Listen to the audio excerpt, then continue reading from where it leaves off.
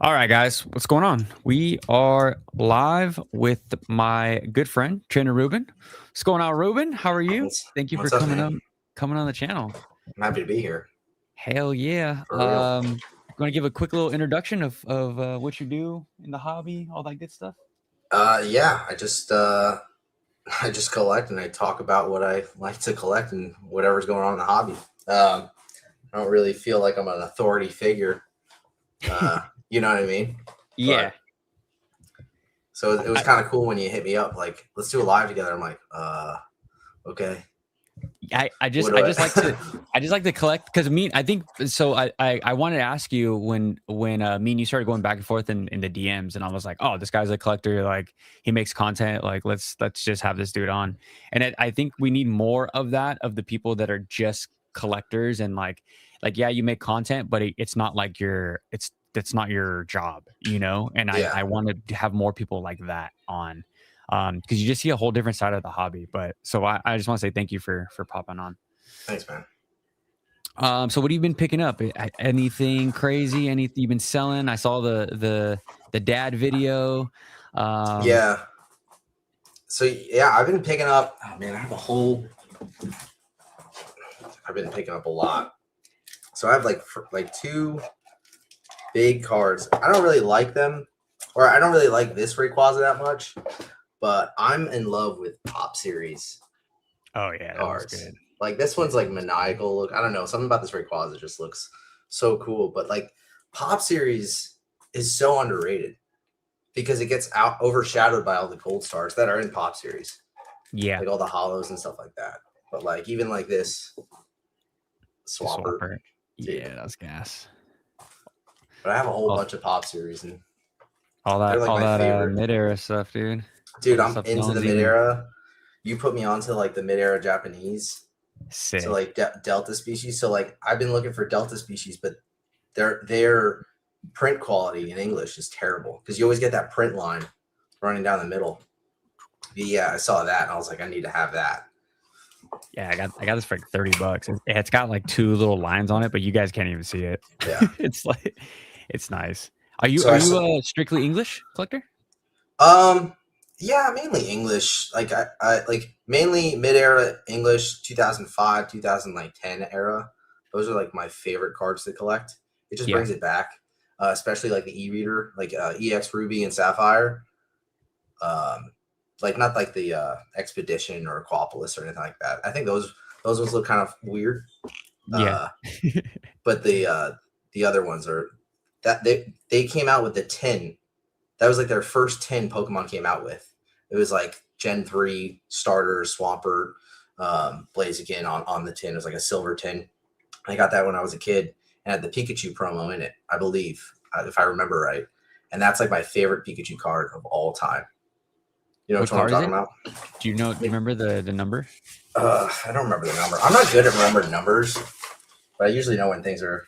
What was the era you said? It was It was like Pikachu. EX Ruby and Sapphire. Here, I'll put it up right here.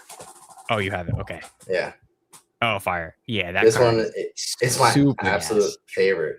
So I said, I think you saw the video. You actually commented. You're like, put the prices up next time. I was like, yeah, I Oh should yeah. have done that. But like, I saw this at a show. I did laps, and I'm like, it's so minty. Like, there's no way this is that clean of like such an old card just sitting in this dude's like case. And I sent it in. I got a PSA 9. I was like, it could have got a 10. If I was like that crazy, I could have like cracked it and sent it. But I was like, there's no way it got. But it was a great card. I have my PC. I just did that one just to flip, just to buy more things, and it was a good play. Nice. Yeah, that card is so sick. The only reason why I told you to put the number, just so I Mm-hmm. know how much it is if it's out of my price range. You know? Well, Like, oh, it went up. So oh when shit. I was making that play, like I was like making sure, like I was like, okay, am I gonna be in the green if I send this out to grade? The PSA 9 at the time when I was looking at it was like $220. And then when I got it back, the comps were like getting into the threes and then close to the fours. And I think like this I don't know, whatever boom, the second boom we got in the beginning of the year, it just started climbing to like the fours and fives. Jeez, So I was dude. like, oh man. heck yeah. Like I felt good about it, but it took a while to sell because of the comps were so all over the place. But I managed to sell it for like 450, I think. So it was, dude, it was dub. a great play. Yeah, Freaking, it was awesome. freaking stonks, dude. Yeah, dude. Diamond hands, baby. Stonking it up. Dude, that card is sick. Yeah. I wonder if it's out of my price range if I can get like a lightly played version and grade it myself for the PC. They're around like $80 to $100. Oh, love to hear that. But even MP is like you can probably find it for 50. It's been climbing, just because it's like what when PSA 10s start to go up in 9s, they'll start going up. But like I don't know, you can find them on eBay. Like I mean, the back like cooked, but the front perfect. And those are the copies. What is in that PSA slab? It's all good. Oh yeah, it don't even matter. Like I like. What were you saying? No. Go ahead. I was like, I like the cook backs, but like immaculate fronts that you can't even tell. Yeah, we're collecting fronts. We're not collecting backs. I never understood that from people who are like, oh yeah, but the back's all like, dude, if the whole sticker is peeled off, but the front is stupid clean, like who cares? Exactly. How's the card? I mean, you were talking about how you found that card at a card show. How is the card show scene around you? And like, do you see that there's gradable copies or just like minty binder copies? When I found that card, it's probably the second card show in the year, so it's not a big scene here. I get jealous about like what you guys have out west. I'm like, oh man, like the Bay Area and stuff. You guys talk about it all the time. Yeah, there's a card show this weekend, twice a week. But like, there's some gradable copies.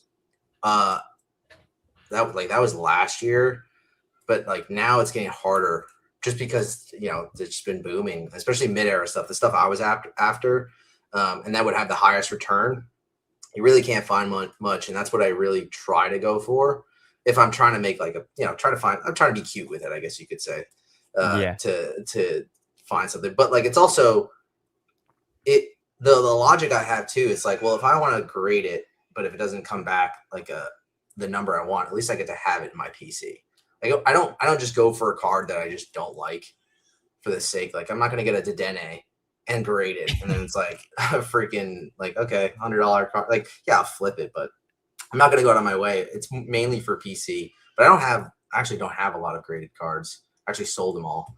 I only have one, which was this one, which I got for $10 on eBay.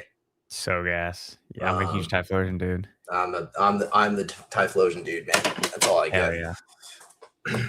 Yeah, that's my strategy too. I mean, me and Ruben were just talking right before, but for me, I hope none of these cards 10 so I could keep them forever, because if they 10, it's just I'm gonna have to let them go. But I'm the same way, bro. Like I try to look for clean copies at the card shows, but here it's getting tough. Like yes, there's a crap ton of card shows, but there's a lot of dusty vendors that just like it's a whole lot of slop.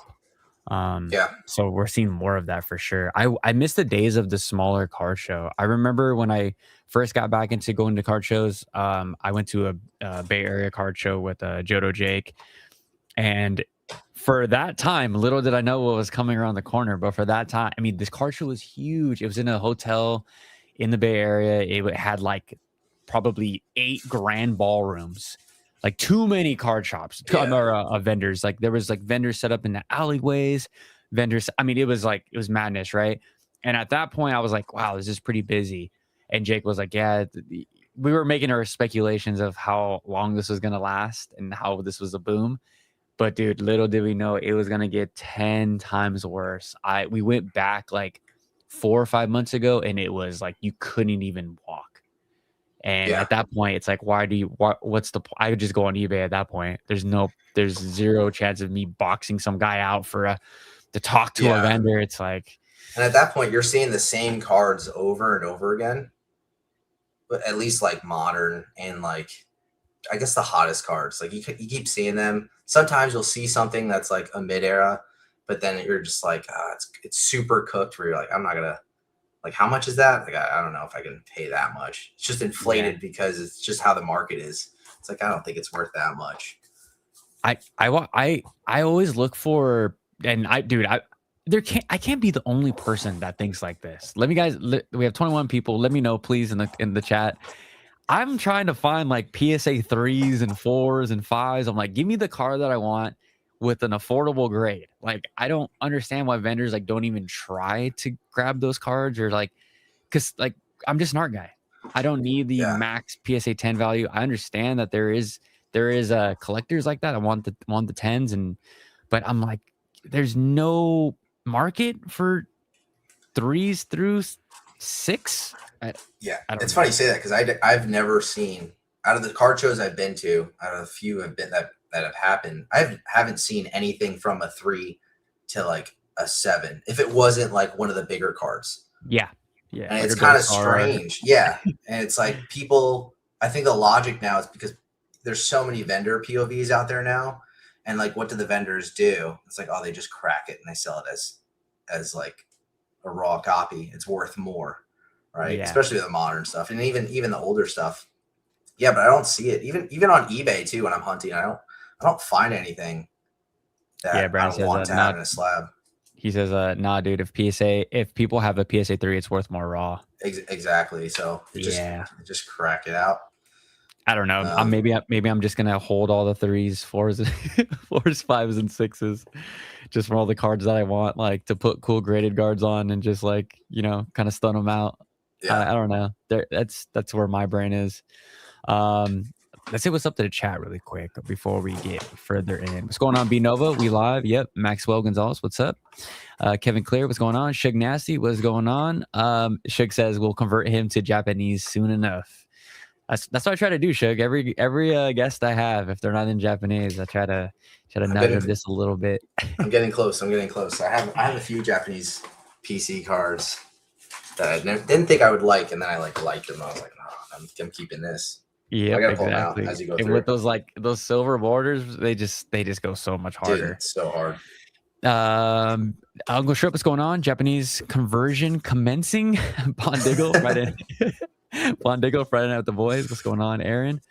Who else did we have? Sky Ninja, what's going on? I told Sky Ninja I will be vending with him at the end of August because my PSA submission just got pushed back again.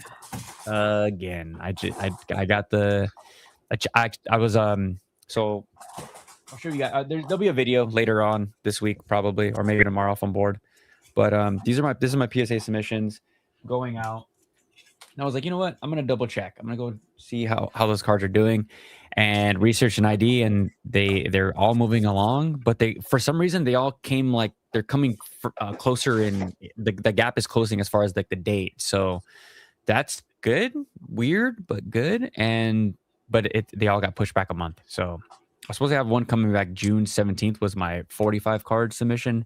Got pushed back to July 17th, which sucks. But have you ever thought about sending in like random things too? Like not all Pokemon? Yeah. I sent in some Labubu cards. The One Piece Labubu cards. I didn't even know they needed cards. Yeah, they came with a little the One Piece the monsters pop mart cards. So so my girl's like a huge, we're both One Piece fans, but she loves Chopper, and it was like one of those blind bags. So I grabbed her one at actually that card show I just told you about in the Bay Area, and then it came with the card. And I was like, oh cool, I'm just gonna grade this, and if it comes back whatever. It's kind of how I am with One Piece. I mean, I have been grading One Piece, but it's just like if it comes back literally whatever, it doesn't matter. Yeah. How about you? Do you grade anything that's?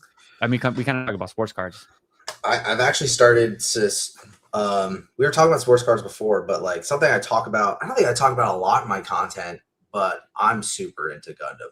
Like I'm a big Gundam fan. I've been a Gundam fan since I was a kid, just since like what the old TV shows were on. Like I think maybe it was on Toonami or late night Cartoon Network. It was on something. Yeah, it was on Toonami, I believe. But in Spain, they had it on all the time, and it was dubbed in English because I don't know, they just had it dubbed in English. So it was in Spanish, like speaking, but it was dubbed in English so I can understand. So it's kind of cool. Fire. But I'm into the TCG. I like playing it. I don't play it locally, but there's like an online thing, like Mobile Suit Arena, it's called. But like I start sending out like cards like these. They're just super high quality cards. That's but fire. I send it to like my buddy has a theory that if you send things, I don't know if it's a theory, but like if you send things with your with your Pokemon submission, that they'll just get through it a little bit quicker, just because it's like they have to keep it together.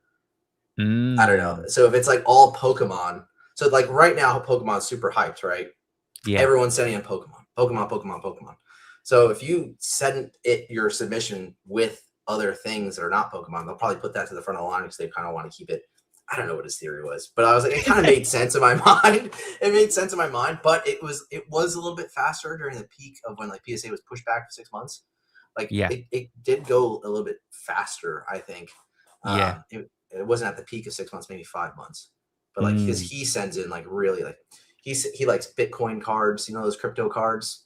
No, that sounds cool, dude. You can go to GameStop and get them, and when you grade them, there's like this whole Reddit forum. It's insane. There's like this like big money people like if you get a Bitcoin a certain grade. If it's a PSA 10, it's a 1 of 1 every single time, and people pay an absurd amount of money. Amount of money. They make so much money off of that. I'm gonna go because I'm a huge crypto guy. I trade Bitcoin every day. Well, Tuesday through Friday. So I think I just put you on. yeah, I'm down, dude. And that'd be cool. Like, I mean, even if it didn't 10, I just have it as like memorabilia, you know? Yeah, but they're super collectible. Like it's huge on Reddit. I forgot what forum it was, but like everyone loves them. But he also like does like Star Wars. He does like top Star Wars, tops whatever, and he just sends it in, and he likes it for himself because he's like, in 20 years, it's like, of course it's gonna be like freaking $1,000. I was like, whatever, dude. I'm not gonna. He's a dust collector for sure. You're like, I don't know, but have you seen Star Wars action figures? Those things have been like $7 since I go to the flea market all the time. I'm like, how are these action figures like still $10? Like that's crazy. Yeah, I wish them the best. I have been thinking about sending in some of my favorite basketball cards, but I have a binder going. The only ones I want to send in are the autos, or not the autos, the jerseys, like the Game War jerseys. But like I'm a Warriors fan, and with all the Warriors players in the beginning were super trash. So those cards are like nothing. Even if I got a 10, which they win at 10, but it's still kind of cool to have. But yeah, interesting, huh? Maybe I throw that Labubu cards like in front. Just throw it in and just make it weird, and it throws off. He's like, it might throw off the grader. Like, because they're looking at something different. Because you got to think about too, like people get crappy grades most likely because like the people who are grading are just exhausted. Like they're gonna make a mistake. It's human error. Because they're looking at something and they're gaslighting themselves maybe. Like because there's probably there's probably quality control as far as like their employees of like how many 10s did you do this month?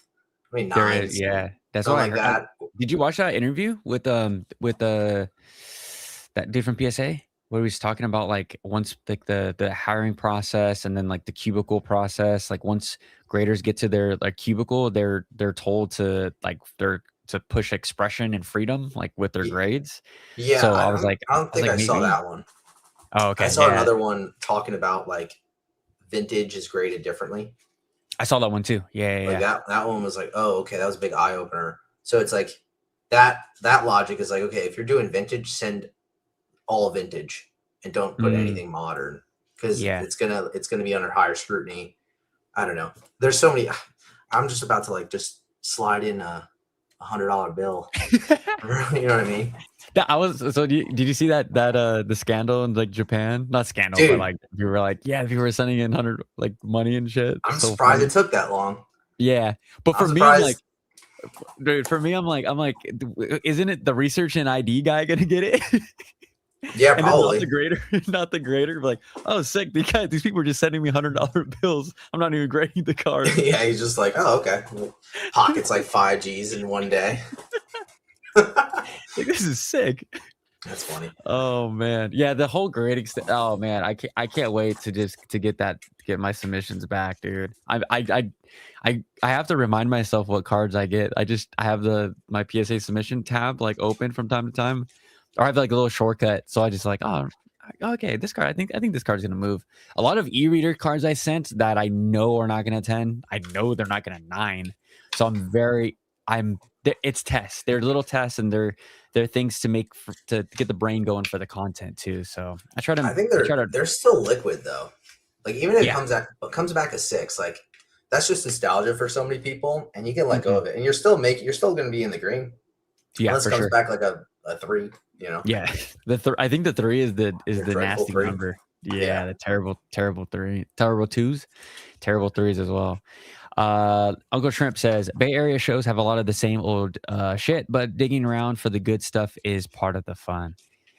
What do you think about Ruben? Before I give my answer, I mean, I don't know about like I'm from the East Coast, so but like I take it's like I'm exhausted after a card show because I take my time, I do my rounds, I say hi to the guys I know, I try to make new relationships, I see what cards people have, I really try to pay attention to like the condition of the cards because you can get caught up and be like, oh yeah, it's totally near mint, and then you just miss the crease and you get home and you're like, frick. And it might have been their error too, because sometimes it's really hard to see hmm because they're moving so many different cards.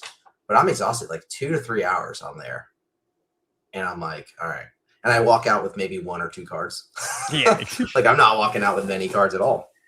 yeah. Like my brain has changed now that I'm grading my ass off right now. So I see Mhm. cards like way different. Like I don't mind the back being kind of cooked for the PC, but Yeah, dude, some of these vendors, bro, they have no shame in putting a card near mint and you grab the card and there's like there ain't no way this is a yeah. near mint copy. I don't know if you guys got any of that stuff out there.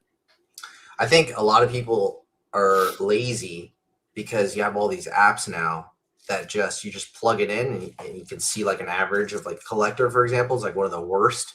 Like I like it functionally, it's a good app, but like as far as copying cards, you have to be super careful. Like go into the TCG website, like that's what I use it for, and see the last sales and see what like the averages are, or if it's a Japanese card, go on eBay, see what that looks like, Yeah. and compare it with like what price charting is. And sometimes I don't like how a vendor only exclusively uses price charting for a certain card because it's like, well, it's an English card. It kind of moves. It's not like an old, like it's a movable, like it's being sold right now. Like you can just go on TCG Player and kind of comp that way. Everyone has their own way of doing it, but I think like people are so stuck in like, no, this is the price I want. Where it's like, what's your margin? Like, what do you have room on it or not? And I think that's people lose that, and I think that is part of the hobby, And that's what's from what I watch with like sports cards vending and stuff like that. Like people have room and they do business, and even if it's like not the price they want to sell it at, it's like they're still making money. So it's like that's how you build relationships, and that's how you make money. Money like speed, not I'm stuck on this price because then you're just gonna be holding the bag really.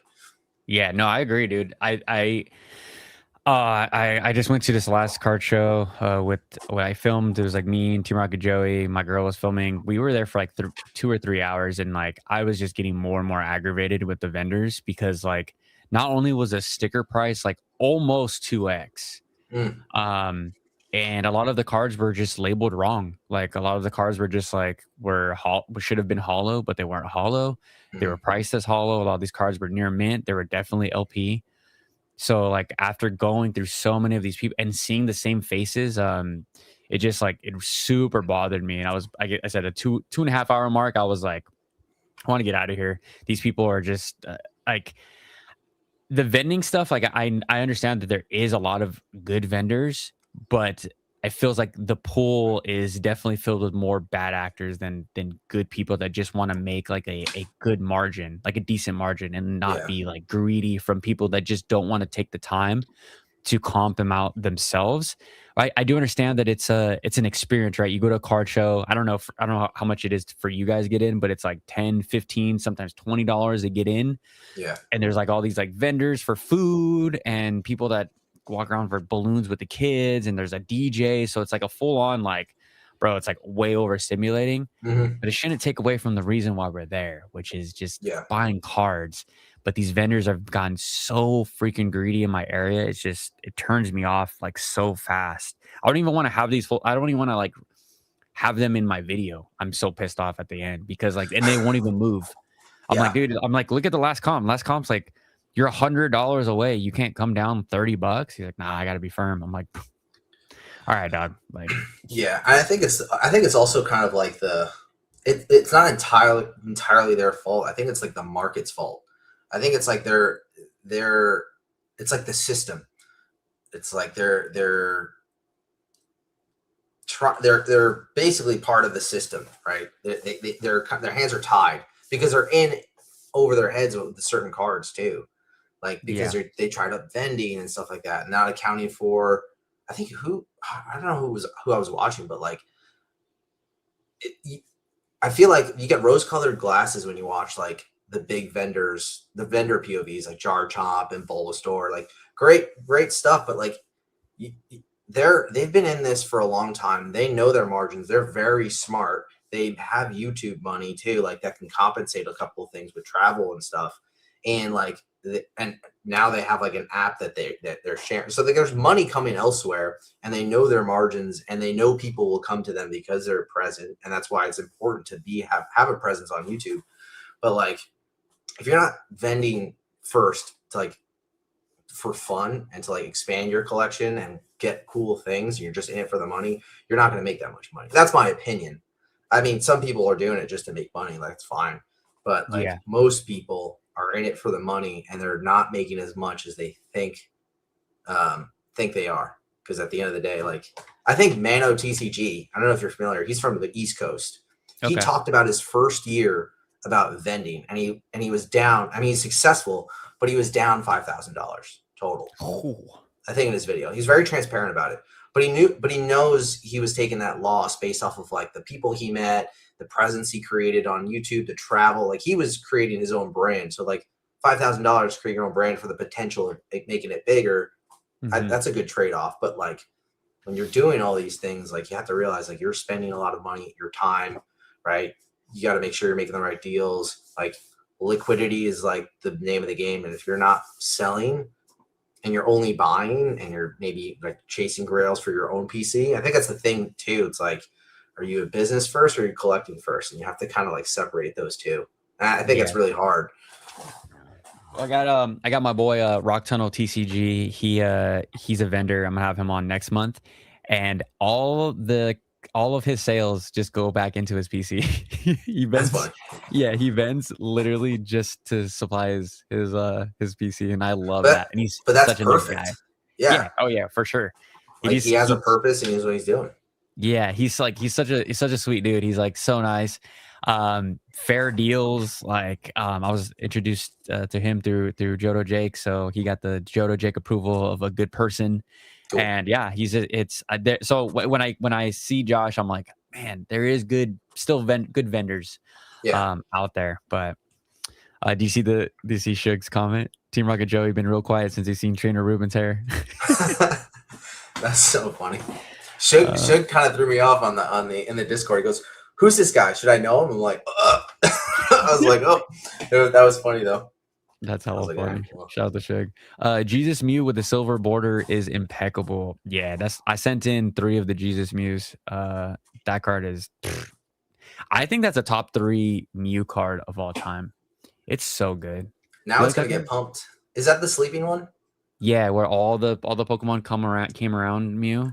I knew that card was gonna pop off, and now it's not cringe. It just makes sense.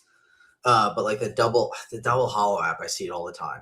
Like everyone's collabing. Like, you know, I see it all the time on Instagram, and it's a cool app. I've used it before. I'm like, okay, it's cool features. And I just saw a post. Yeah, the Bubble Mew's predicted the return on investment for PSA 10 is 400%. It's up $40. And it's like, if you were in the hobby, I haven't been in the hobby for a very, like, not a long time, like probably for a year. But like, if you can look at history and it's like, yeah, this card, of course it's going to pop off. It's a sleeping Mew. There's other Pokemon in it. Like, it's a Mew card. Is it the last yellow border Mew too? Yeah. I think. So it's like, you have that going for it. Of course it's going to pop off. It's only been like 3 years, so it's like it's about time. But now you have an app telling you, hey, it's gonna pop off. So it's like, oh, great. We're taking the thinking out of like the hobby, And that's why what I dislike about these apps, they're helpful, but it's like they're skewing. I don't know. I think it's just like a hive mind thing now that's going to happen. Yeah. And I think it's just weird. Yeah, because we already have that with the echo chamber of YouTube, right? It's like we all like supposedly we all like the Bubble Mew. We all like let's see another popular the Moonbryon. We all like the Moonbryon supposedly. We all like Evolving Skies. It's the best set of all time. Nobody likes Perfect Order. We all hate Perfect Order. You know, there's all these like it's the same thing. So yeah, I don't need an app to tell me what I like or what taste I have, you know. Yeah, the Crown Zenith Pikachu. I have it. I think I have it. You know what I'm talking about? Yeah, the full art chunky one. No, OG. Is it the chunky one? This one? Oh no, that one. Yeah. This one's the last yellow border Pika. Oh yeah, that's the one. The last one, and like the artwork's sick. And like I'm just waiting for the day for it to just like. My buddy's like, I don't sell it yet. Like I like it, but I'm just waiting. It's gonna PSA 9. I was trying to grade it. But like it's a $40-$50 card now. I'm just waiting for it to be like 100, 150 because I know it's gonna go through the roof, and then I'll just trade this for something I really want. But I like it. It's in my PC now. But I don't need an app to tell me that information. It's a cool looking. It's objectively a cool looking card. The last yellow border Pika, texture like it's textured. Yeah, the texture awesome. goes crazy. And I'm sure that for an English card. Yeah. Exactly. The Japanese is what, like $200, I think. I thought it was more. Yeah, because it came out of it came out of that like that stupid big collection play box thing. So I remember. So I was like I went down the Japanese rabbit hole once that card came out, and I was so obsessed with the card. I was like, I'm never gonna own that card. It's gonna be so expensive in English. And then it came out as like stupid easy to hit, and then it was like $20 at one point. I was like, dude, I don't even want this card anymore. I'm just gonna go grab it in the language. But yeah, the Jesus Mew, like, oh dude, it's so good. It's so cute. Like it has the cute cards. It's got like, I mean, we all know, like, I mean, if you ever read the Bible or had like any little like children's Bible books, you would see like the little baby Jesus and like all the animals. They just straight up ripped that off. Like, let's be real. I mean, that's what they got to make. They got to make money. They got to appease their audience, you know? Yeah, exactly. They're like, oh, we know who this one's for. It's so good, dude. And like Mew is like it's all Pokemon stemmed from Mew, correct? Mew is like the first. Yeah, Mew is. They got all the DNA from every Pokemon's DNA stems from Mew. Yeah, and that's why the Team Rocket, I guess, wanted to make Mewtwo to replicate that. To replicate it, yeah. Shout out the first movie, man. Durandler the Forer says, you're not alone, Henry. A lot of people now only care about the money, and a lot of people lie about it not being about the money to cover their ass. Yeah, I would argue though that it's cool to tell people that you're only in it for the money. If you actually care about these cards, you're not gonna it's not gonna perform well. I think it's important. I think it's important to be like transparent about both, though. Like you're sending things to grade, and if they come back at 10, it's like, okay, well, you're not gonna be like, I'm hanging on, like I'm flipping it because this market's hot. Yeah, like exactly. you said that about the. I mean, you did it with the PC TVs, the Ascent of Heroes. It's like, it's just, they're so insane. So it's like, it's not about the money. Like you didn't buy it with the intent to do that, but it's just so crazy now where it's like, well, you have to sustain the hobby somehow, right? Yeah. You can't just keep spending money. You can do whatever you want. I always say that, but like you have to find ways and be creative. Like, so it is like the money aspect is there. Things have value for a reason. So well, it's like it's so silly when people are like, oh, I can't, like I have some friends at work like, I can't believe you sold those Ascending Heroes PCTBs. They're like you're going for $500 now. It's like, bro, the day they came out, that I spent, you spend the $50 or $60 from Pokemon Center. The next day, I literally sold them for $500, and that's like in some weird world, that's not okay, or I should have held. Like that doesn't make sense, and it's shoulda coulda thinking, and shoulda coulda thinking, and that will hold you back for sure if you didn't sell. Like if you know, you're always going to be like that because you're chasing the money. But it's like, it's just, you talked about this with your Fusion Strike in one of your previous videos. It's like, you sold it for like 800 and it's like, oh, now it's 875. yeah. So it's like, that was a good decision because you knew your margins, you knew your percentage that you were in on it. That's a win. Like, that's a dub. You're in the green. Like, if you're in the green, you're good. And you weren't chasing anything. Huge green too, massive bro. green. Like buying that box when people were calling it a dud. That was like one of my first like WTF moments in Pokemon YouTube. I was like looking at my Fusion Strike boxes. I was like, how do people not like this? It's like pink and it's like Mew flying through a city. And I was like, and it's got Gengar. I was like, oh, maybe. I was like, oh, what it is people don't like Mew and they don't like Gengar. Because this was like me coming back into the hobby, right? Yeah. And this is before the Gengar tax and like any of that stuff. And I was like, okay, cool. And then I saw the Mew.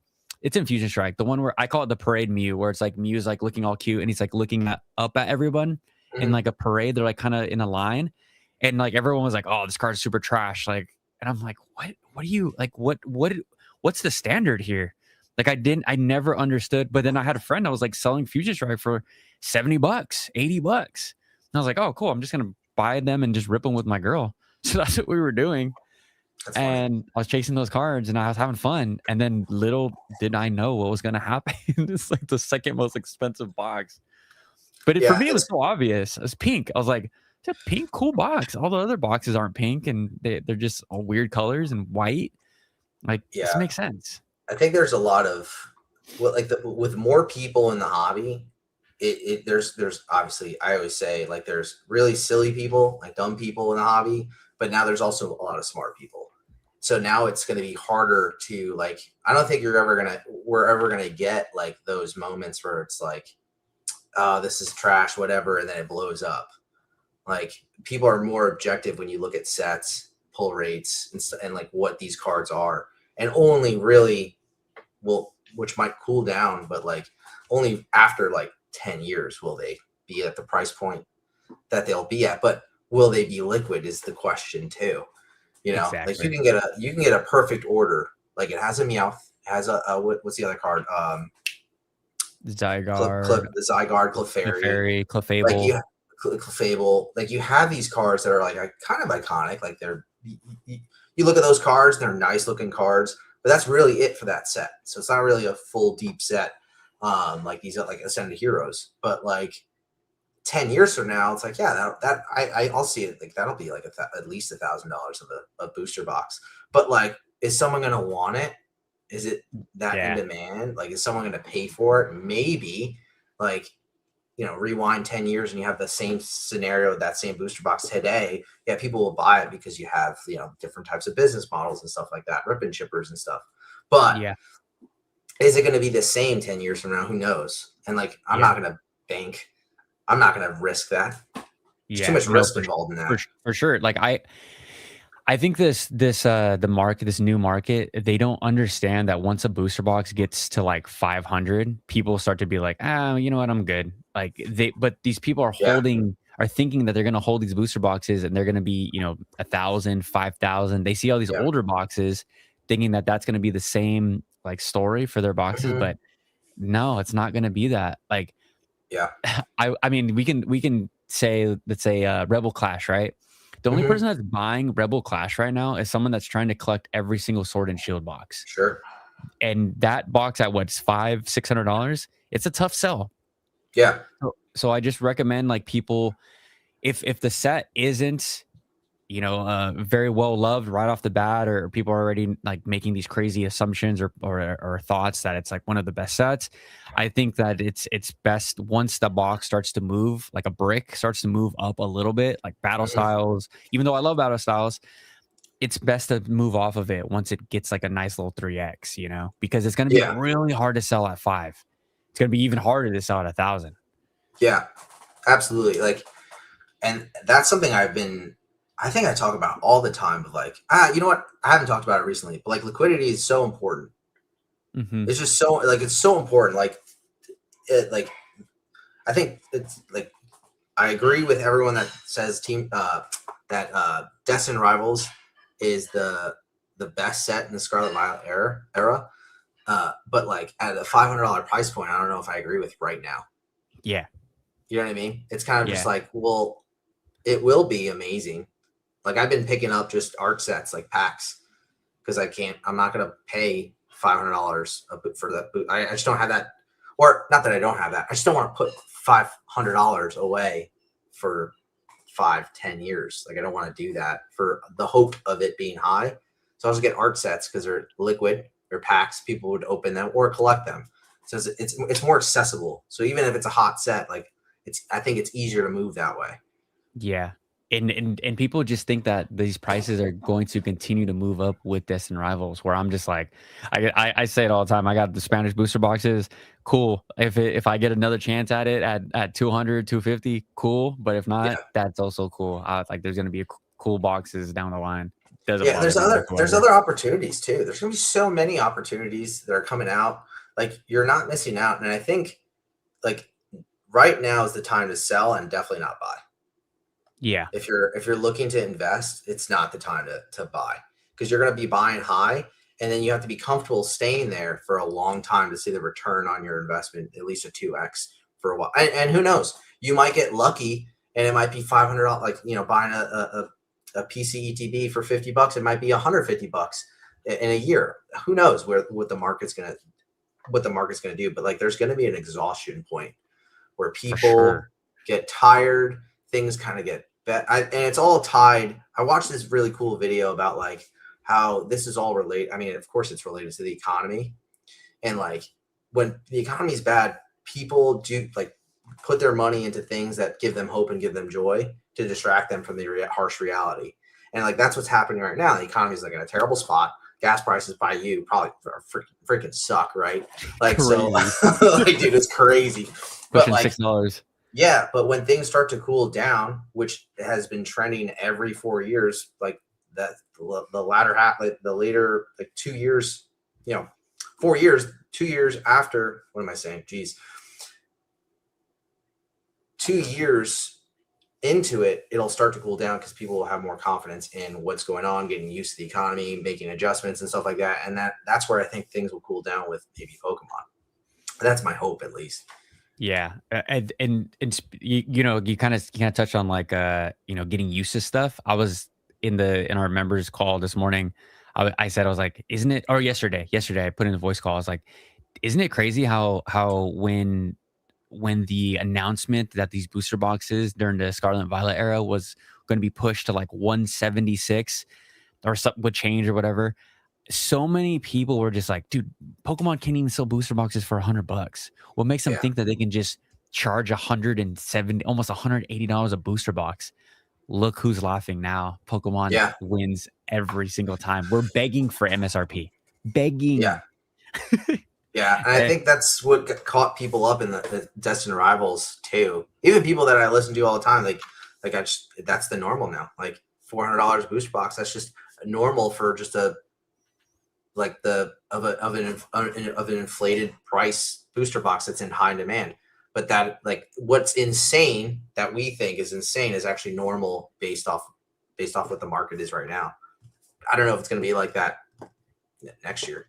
And the market of life, really. Yeah, like everything's expensive. Everything's crazy. So why wouldn't Pokemon cards also hold a high, Yeah, like if gas prices are up, well, who's going to pay the trucks to deliver the Pokemon cards?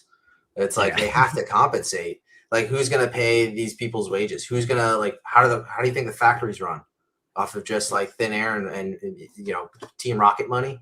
Yeah. You know what I mean? Like, like straight up, like the electricity costs a lot of money. And it's like, if the printers are on and they're trying to print to demand, well, they're going to be running these things and they're going to keep the printers on, and electricity bill is going to be higher and higher. $180 it is. Prices. Yeah. Right? And you know what? That's an acceptable for a booster box right now. That's an acceptable price. I agree. Is. Like it totally is. It might not be. And I think people are living in the, like, again, for me that came into the hobby, like early 2025, like, or back into the hobby, I guess I should say, it like $120, $150 for a booster box seemed normal. And when you guys talked about like $80, I'm like, oh wow, that's crazy. But there's no way it'll be like that again, based off of like how the world is working. And I think people need to settle with that. Now $400, I don't know. Like that's something where I'm like, yeah, I can't get behind that. But yeah, dude, I was abusing those TikTok coupons for $70 Silver Tempest booster boxes. I probably ripped like 4 of those things chasing the Lugia. I mean, I didn't even blink, and those things were ripped. I ripped one on Christmas morning. That was awesome. So, and then I bought like 5 or 6 to sit on, and then I was slowly just like using them as trade bait. And I actually just sold my last one to my homie Blackwire TCG. I got one in Spanish right here. I saw that. That was so cool. I was like reading it. I was like, what does that say? Because the Pokemon symbol was in the way, and I was like, that's not it doesn't say Silver Tempest. Yeah, Spanish. So I have That's it. Cool. I have one. I can sleep at night knowing that it's in my possession. Team Rocket Joey, what's going on, Joey? He says, what jersey is that, Brother Henry? It's Tyrese Halliburton. I know you're gonna love it since you're a Sacramento Kings fan. Yeah. Sir Timo says, ended up getting the Gen 1 first partner pack. The Bulbasaur has a factory crimp on it. Who grades factory crimp error card? CGC. Yep, CGC. I actually just grabbed mine in Chinese. They just came out. Or is it Chinese or Indonesian? I can't remember what I got, but I'll be opening them for the channel. Fuzzies, I'm super behind on the chat. I'm sorry, guys. PSA has another good one out there. Stole some dude sports cards, once again acting like a-holes. Yeah, but these guys, you have to remember, they grade so many cards. Like they're millions a day, and like we're talking about the one time, the 1%, and yeah. Also, so many people are grading too, so that odds of that happening are even higher, and you hear about it, Yeah, exactly. So. Alexander's Gengar, what's up, bro? Glad that you're here. If Pokemon made an Ash Ketchum SIR, what do you think the potential could be? Oh, it's over. I don't think I wonder why they haven't. They've made Ash Ketchum cards before. When I was on live with Team Rocket Joey, he was like, "Oh, it sucks they never made a card," but we found there was 2 with the OG hat. Ash hat, I believe there's 2. If not, there's 1, but there's definitely 1. The one is like he's like a claymation style figure, and then they have the other one of Ash and Rowlet. Rowlet's in the backpack. Really cool cards. So there is Ash cards, but I don't think they're labeled as Ash Ketchum. Let's see. Oh, Suge is apologizing to you. Sorry, Rube. I can come off brash sometimes. I gave him a heart in the chat. That's funny. I think it is. Yeah, Suge's the freaking homie. All right, let's get down to Brandon says, comment for you guys. Would you rather 1 $1,000 booster box or 2 $500 booster boxes? His answer was I take 2 500s to have more options for plays. What would you do, Ruben? I think it depends on what it is. That's true. Like I think it depends. Like if we're talking. Should I give you a scenario? Yeah, go ahead. Okay, let's say Destin Rivals is 1,000. Okay. Or you can get 2 Phantasmal Flames booster boxes. What would you do? I think I do 2 Phantasmal. I think I do 2 Phantasmal too. Joey's probably like, what the frick are you talking about? So since Suge is here, I know Dark Ibex isn't here, but me and Team Rocket Joey call like short printed or low pop. It's like the shield tool, right? Yeah. It's all that is, like all those like little hot terms. It's just to sell your box or your card. They don't mean anything. Sorry, Ibex. I know if you watch this back, pop means something. We all understand they mean something, but they're just little tools to just like push the buyer, just push a little. It's like, oh, if you little pop, you've never seen this one before. Like, you're gonna have the only one. You're so special. Like, spend your money now. It's kind of cringy, I think, but it is what it is. It's a part of the hobby. It's all cringe. What pop do you think is too high, and what pop do you think is like reasonable? Because like I've been looking at cards like to grade, and I'm like, man, there's so many PSA 10s, like, and they are fetching a price, right? Yeah. Like for example, the promo that comes in the UPC for Phantasmal, that like the pop is just going up on those. Yeah. And I'm just like, man, like it's good. Like what? It's like a $240 card. I don't know. Like at what point does pop will influence the price? You know? Yeah, it's just when we talk about pop, it's basic supply and demand. If the Yeah. card is just so hot, like the Moonbryon, like Yeah, that's true. no one's gonna go to a card show and put the pop on a Moonbryon card, right? Yeah, but for longevity purposes though, like we're talking about like only like what 5, like we're talking about like a very minuscule timeline of like what 4 years, 5 years. Yeah. But then like long term, we're talking about like 15, maybe 10, 15 years. Like the cards that are like pop. I mean, who did I watch that like sold like a $50,000 pair of cards, like black and white era, like Zekrom and Reshi, like pop 8, pop 6, like both fetching like 30K. Yeah. And it's like, yeah, because they're that old. They're one of ones. Maybe like obviously they're hard to grade. So that I'm not accounting for that. But like, man, is the Moonbryon going to be that in demand? For sure. 10 years from? You think so? I think so. Yeah. As much as I like the, I have it here. As much as I like this card better, I'm actually going to sell this one later on the night. I think that's a better Umbreon. I don't get the. Hot take. I think the Sunbryon is a better card than Moonbryon. I agree as well. I think it's a better artwork. Like it's unique. It's different. I think the actual like artwork of this Moonbryon, it's kind of like cheap looking. Like it doesn't look that good. I don't know. It's something about the artwork. Not trying to dig on the artist at all because they put a lot of heart into it. But like, I don't know. It doesn't really. I remember when Evolving Skies first came out and all the cards were premiered, and I was like, that one just wasn't the one that I thought was gonna go. You know? Yeah. Because it doesn't have, if I can remember correctly, it doesn't have any other Pokemon on the card. It's just the Moonbryon, right? It's just the moon. It's on the building, and Umbreon's typically on a building. Like where like the Glaceon one is like, the Glaceon was my favorite. I actually just bought it like last week. But Glaceon's like standing in like water, like freaking Pikachu's drowning. Who's in the back? Wooper is just like laughing at everyone drowning. Yeah. It's like there's like all this stuff going on. The Sylveon VMAX, I thought the Sylveon VMAX was going to be the top chase card in Evolving Skies. Boy was I wrong. Yeah. I guess people really loved Umbreon, and then Umbreon was gaining. I see the similar stuff with the Gengar attacks right now. It was the same thing with Evolving Skies. People all of a sudden started to go all in on Umbreon cards. I'm like, we've never liked Umbreon. Like if you guys ever play the game, I talked about yesterday with the guest yesterday. Running an Umbreon is just it's a suicide mission. It's one of the worst Pokemon. It's one of the hardest to like get to like evolve or no. Yeah. Espeon was, I forgot which one. I did it recently in Golden in my. Yeah, Umbreon is just terrible. Oh, fire. Gold version. Fire. But yeah, like sorry, Umbreon is terrible. Sorry.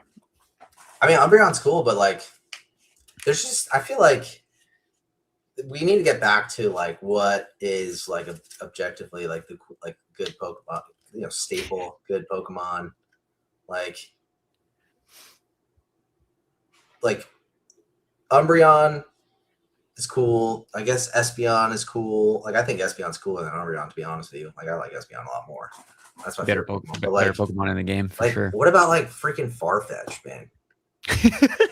Like, you remember the TV shows Farfetch, Cubone? Someone clipped that. Dude, Farfetch is the GOAT, man. Or like even Wobbuffet. Wobbuffet was like awesome.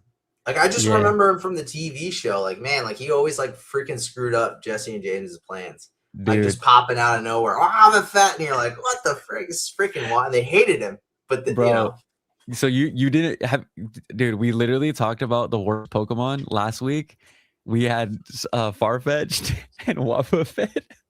Like the top 3. Dude, they're goats. You know the Wobbuffet lore, right? Where it's like the blue thing is like actually his tail, and it's not the actual Pokemon. The actual Pokemon is the little black part. Did you know that?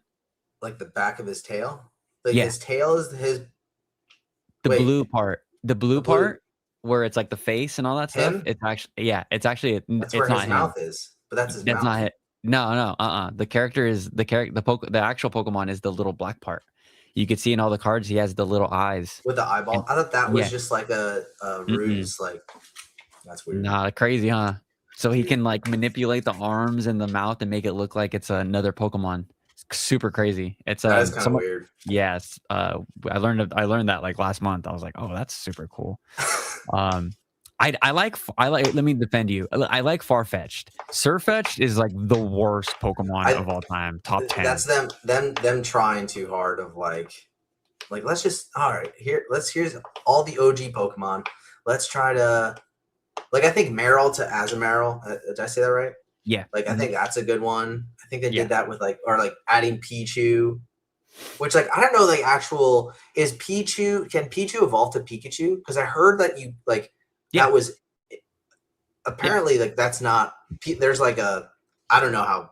I haven't played those games in so long, but I don't remember the puzzle and mining like how to get them into it's been so long, and obviously the new games they don't have those Pokemon. Yeah, but yeah, from what I remember, Pichu evolves into Pikachu. Yeah, that's what I thought, but apparently there's people that think like no, Pichu is its own form, and Pikachu is its own form, and then it's Raichu.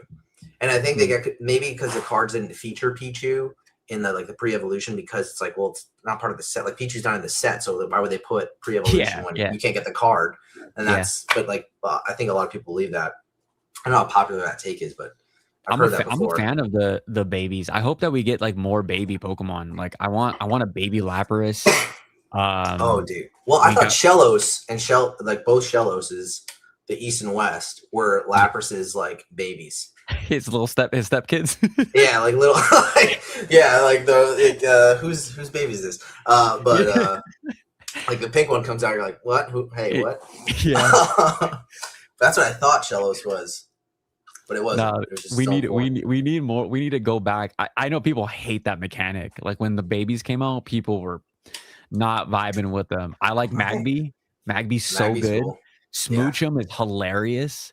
I freaking love Smoochum. It's one of the funniest Pokemon. I was just watching the Power of Us or whatever, and yeah, they're all like all the little baby Pokemon just running around the table. I was like, dude, Smoochum is sick. It's such an underrated Pokemon. What, like Mime Jr. too? Yeah, Mime Jr. is cool. Mime Jr. is cool. I like them. They're good art. Like they're good because they had a base. The thing is because they had a base to go off of. Yeah. Like so, like they didn't really have to go very far, and they just had to be a little bit creative and made a baby type Mr. Mime. Okay. Yeah. There you go. So. Let's get to this question. It says, what do you think about this strategy? You've been holding Battle Styles booster boxes since it was $50. I have not been holding it since it was $50. I paid like close to 90, and now it's 1,000. But you sell it for 500, so it's like a free fire deal. I'm thinking of like selling some Battle Styles right now, and I from 90 to once it gets to 300. So I get you. You know that's yeah. Yeah, flip it into another opportunity that you can. Like I talk about this all the time. If you're gonna spend that much money on a hyper modern, why aren't you buying like Brilliant Stars? Yeah, Chilling Rain, Silver Tempest. Yeah. What's going on there? Like that doesn't make any sense. Bro, we talked about that today in we do a group call every Friday, and me and Blackwire were leading with that. We're like Ultra Modern. Going into the Mega Evolution like block, those booster boxes came out. People were kind of iffy about them. I still think some of the sets like base is iffy, but those sets came out and they were like 180, 200. You can still grab them in that range on Facebook and OfferUp. And then they started to rise, right? Little did we know that Phantasmal Flames is going to be pushing $500. So that's wild to me. Yeah, like once boxes in the ultra modern, and I guess Scarlet and Violet is still ultra modern. Like I at that point, I'm not gonna buy a $500 Phantasmal Flames so I can go pick up Brilliant Stars or Silver Tempest. Yeah, like that makes no sense. But no, I wonder what that double hollow app is saying it for, if you kind of like compare like those two booster boxes, if they're saying like this is a screaming buy. So it's a super sophisticated app. Like the AI in it, it knows what it's talking about. My buddy works for Google, and he's actually making it. We're both making an app, but that just gets comps on things like instantly everywhere. It's kind of like price charting. So that's what we're trying to do. But like just to help like comp things like instantly. So it has an AI feature in that regard. But like Double Hollow is super smart, but like it goes off of like sentiment of like just the buying, like what people are buying and how hot it is and what the cards are and the prices of the cards. So there's like an algorithm to it. But like as soon as that shifts, it's gonna have to go red. Yeah, like it's gonna go like that. That's the thing. That's like, yeah, it has these potentials, but like Phantasmal Flames, amazing set. I would love to have a booster box of it. Like I would actually like to rip open a box, not at the price point it's at, because it's so easy to get hits in it. Like the Charizard SIR is. I've seen videos. I've seen anecdotally people around me pull it so often. It's one of the easiest SIRs probably in a long time to pull, and it's the coolest one by far. So, is it being bought up? That my theory is like I don't think people are actually holding on to Phantasmal. I think people are actually ripping it. I think people are actually opening it as opposed to like all these other. Well, I'm not, and even Ascended Heroes. I think people are actually ripping it, and that goes into the thing I kind of like commented on your video of like what Rudy said in his video, in his 45-minute video about Pokemon, is that he says like I don't think a lot of people are hoarding all these things. And I was like, I don't think that either, but like I think it's being hoarded in a different way, and that's like the rip and shippers. I think things are getting ripped open, which is why you see such like it's like a weird problem because it's unprecedented because it's like you have all this hoarded product, but it actually gets opened, but through this business model that's not ideal for like the gen pop people just going to Walmart or going to Target or whatever.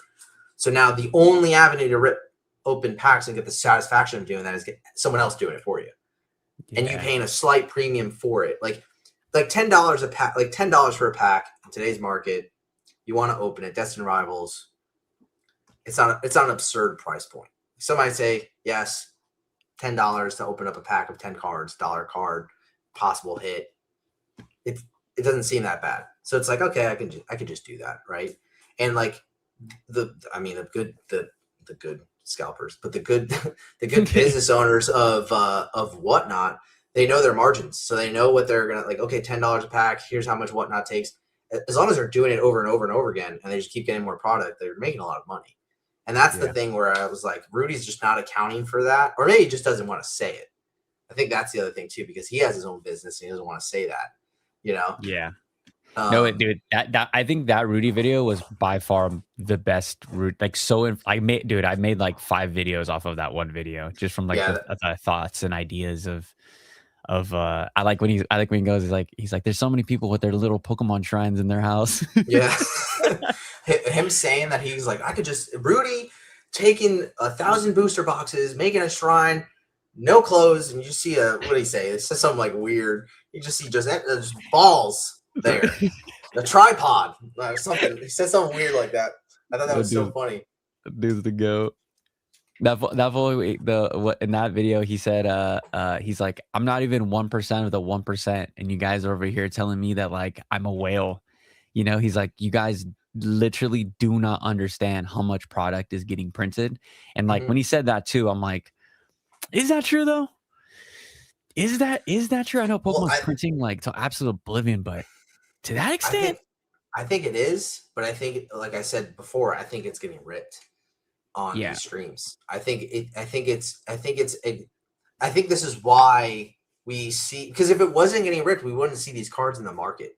We wouldn't see these prices of cards going up, and we wouldn't see like people just getting like access to these cards to grade and stuff like that. So it's like this weird thing that I know we can predict that there'll be a cooldown. I listen to like Blackwire TCG. Mm-hmm. Have you watched him before? No. Super smart guy, and he talks about like He's been in the market. He's been in Pokemon since like 2016. So he's Wait, been what in a is it? while Black Water TCG? Black Wire, I think. I think I say Yeah, it wrong Brandon. every Yeah, time. Brandon. Not Black Wire, Black Star. Sorry. Oh, Black I Star. read. Okay. Yeah. I was like, Is it Brendan? No. I just watched the video. I just read. Sorry, Black Wire. Fourth Star TCG. What I'm so. 4-star TCG. Love that dude. Yeah. Jeez, Love that dude. I don't know what I'm saying. He's great, and he's talking about like, oh, there will be a cooldown, like possibly, don't know when, but it usually happens every 4 years. So it's like a dip, and then Like a cycle, back up 4-year again, cycle. like a cycle. Mm-hmm. But like with these new business models of like whatnot rip and chippers, I don't know. Like it's kind of weird because it's like, well, if they gobble all this stuff up, but the stuff gets ripped and there's access to it, it's like, well, Pokemon Company again doesn't care as long as the product getting bought and they use those metrics to continue printing. That's it, right? So I don't know if it's going to cool down in the time frame that I think is predictable based off of previous cycles. Yeah. You know? Yeah, no, we're this is an all-time high. We're in price discovery right now. But yeah. I think there's, I mean, it's cool. It's interesting that all these people are trying to like predict what that, you know, any correlation, but there is none at this point. Like I've said a million times in my videos, like I've completely flip-flopped. I'm like, you know what? I actually don't know shit. And this market is going to continue to market and it's going to do whatever whatever I thought was a prediction is just blowing it out of the water. Yeah. So I mean, that's really, I think the days of getting $40 ETBs, $80 booster boxes, like accessible, like you can still get them. I'm not saying you can't, but like as accessibly as like just, I'm just going to go on the Pokemon website and just get a PC ETB, pick it up and just buy one, open one, buy two, open one, store one. I think those days are kind of like dwindling away, I guess you could say. Unless Pokemon, I mean, listen, like Pokemon just has a new facility in 2027. They're going to be going hard. The only way that this stops is people just get tired and exhausted of it. And that's really it. Like that's where it slows down. I don't think it'll die like the sneaker collecting. No. Like what happened there? Like that just sucks. But those are harder things to produce. Like sneakers are harder. Like cards are easy. It's just paper. Right? Yeah. And ink. So it's just easier to shell those out. And I said in my last video, there's 3 things that are sustaining, like that demand more Pokemon cards. Collecting, the game, like the video games, and then the TCG. Yeah. Like there's 3 different types of people that are collecting these cards. And that's what they're catering, and they have to balance that. They have to cater to each one of those. They have metas. They have to make sure they're printing the right sets so they're not like screw up their game. They've been doing this 30 years. They know not to screw up their TCG, right? Like all these other TCGs, they screw up so easily is because they don't know what they're doing. They don't know what the meta is. They're not following it. I don't know. They're just seeing the dollar signs of like, oh, selling, and they reprint something. All of a sudden they print something to the ground and then it's like no one wants to play the game anymore. Yeah. So they know what they're doing in that avenue. They have video games to sustain that. So they have the hype from the video games, and it's just easy like marketing because it's just like, oh, you play the video game? Oh, I played that Pokemon. I'm going to buy that. And then you have the collectors, which is just, they've always been around. They know what they're doing. They built they're capitalizing of what they built 30 years ago. Guys like you and me, millennials, Exactly. I love when people are like, oh, they don't know what my favorite is Pokemon doesn't know what they're doing. I'm like, what? do you not see the freaking empire that they literally built? Yeah. They just don't care about what's going on. No. I think that's the biggest thing. They don't care. They care to some degree, but they truly don't care about like what's going on, the scalping. It's not the products as long as the product is being bought, people know the IP. Like that's it. Like they don't care about that. They just see sales, and they know exactly what they're doing. They know how to allocate things. They already have planned out. They're planning right now what they're doing for when the new game gets released. They're already planning that out. For sure. Like they're already it's already done. It's already done. Like done. They're just getting the artwork, refining probably a couple things, probably figuring out the game. But as far as like what they're printing, they got that on lock. For sure. I have this start question. Can you hold on 1 second? I gotta grab this door really quick. Go ahead. 1 second. I was just My dog's like freaking crying at the door. Yeah, my dogs have been freaking out this whole time because they think they see something outside the door.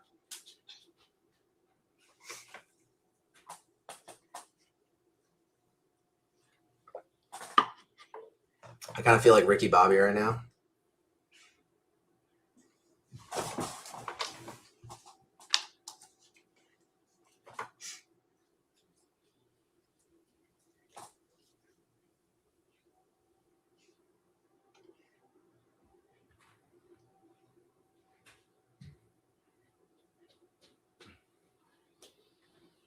My bad. You're good. My dog's getting mad old, and she used to be able to like hold like now. I just let her out, but she just turned 11, so I understand. I get it. Yeah.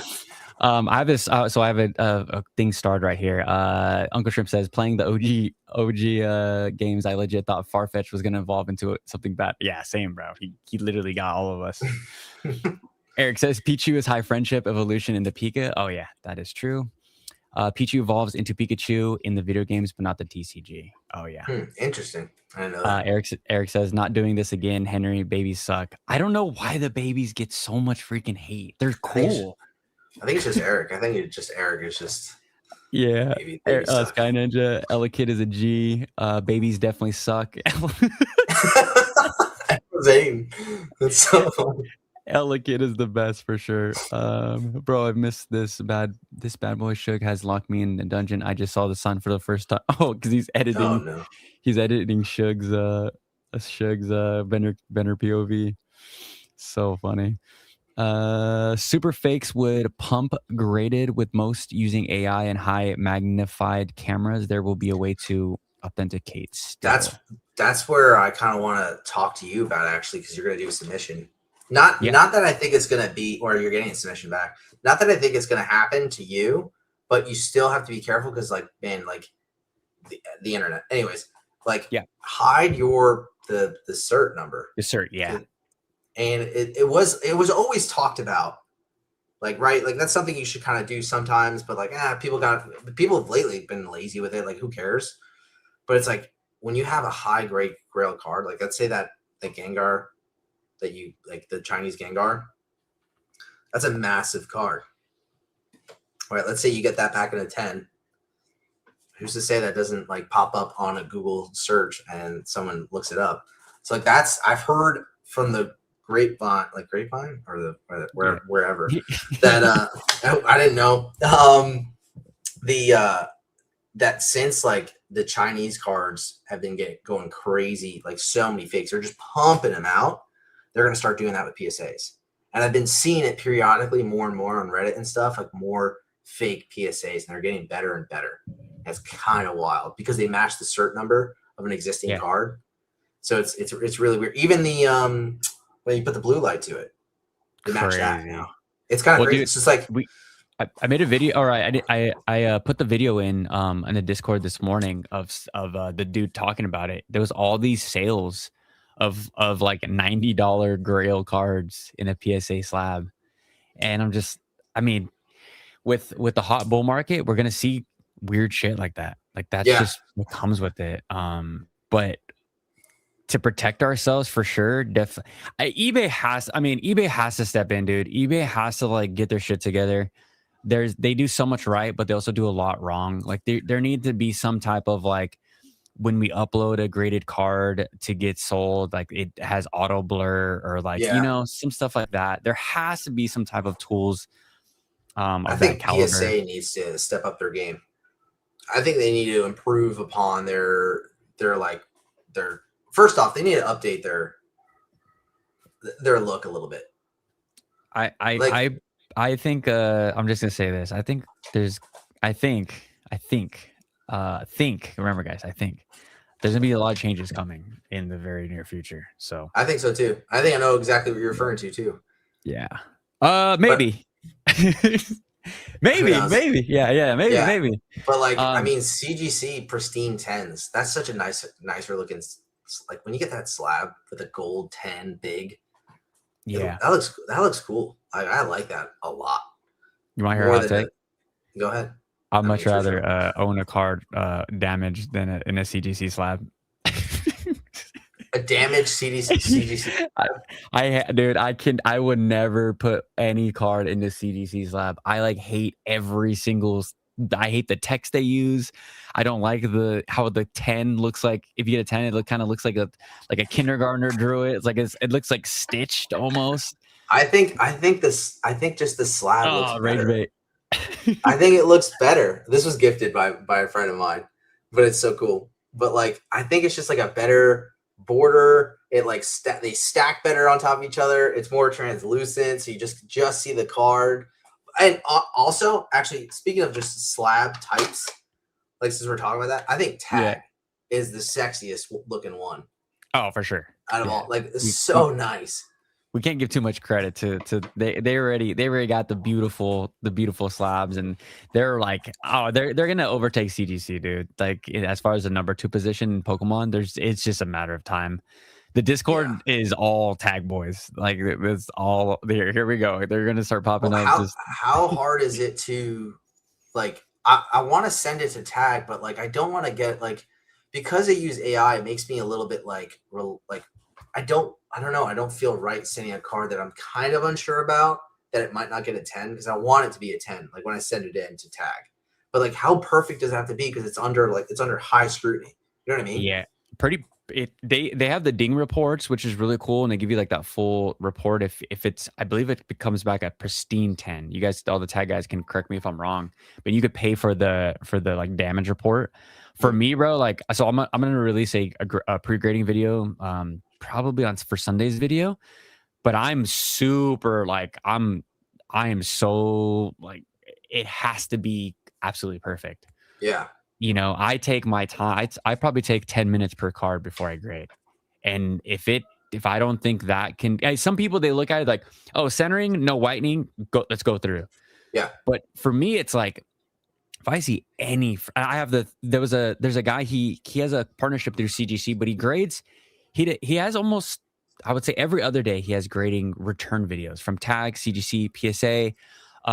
He hasn't done any of the Japanese ones, which are really cool, but he goes through, dude, and it made me really double, triple, quadruple check my slab or my cards before I even think about sending them to any grading company. Where I think there's a lot of people that they see these cards like, oh, it's like for pack fresh. It's like, let me just throw this one into a slab, and I think people need to really, really, really look under, not a microscope, but I have these giant lights around me, so I get to really see the 100%. I mean, it's a lot of money. If you're sending a lot of cards, it's a lot of money. It adds up. Like $20 a card.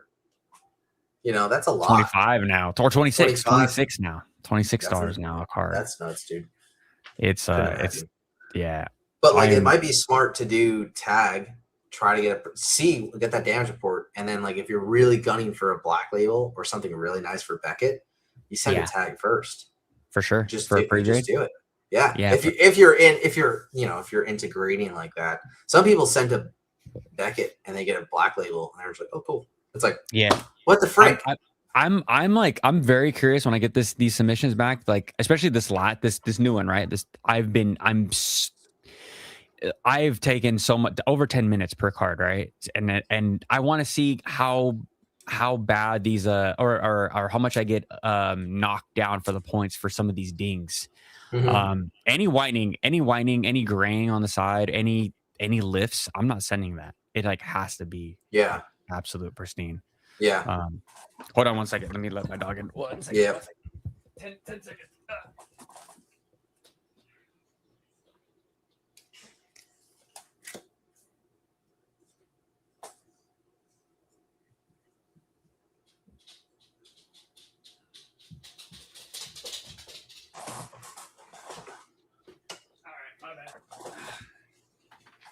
But yeah, dude, I'm like, if it has any sort of flaw, it's not going. Like I can't risk $26 a card and playing the field with that card. Like, nah.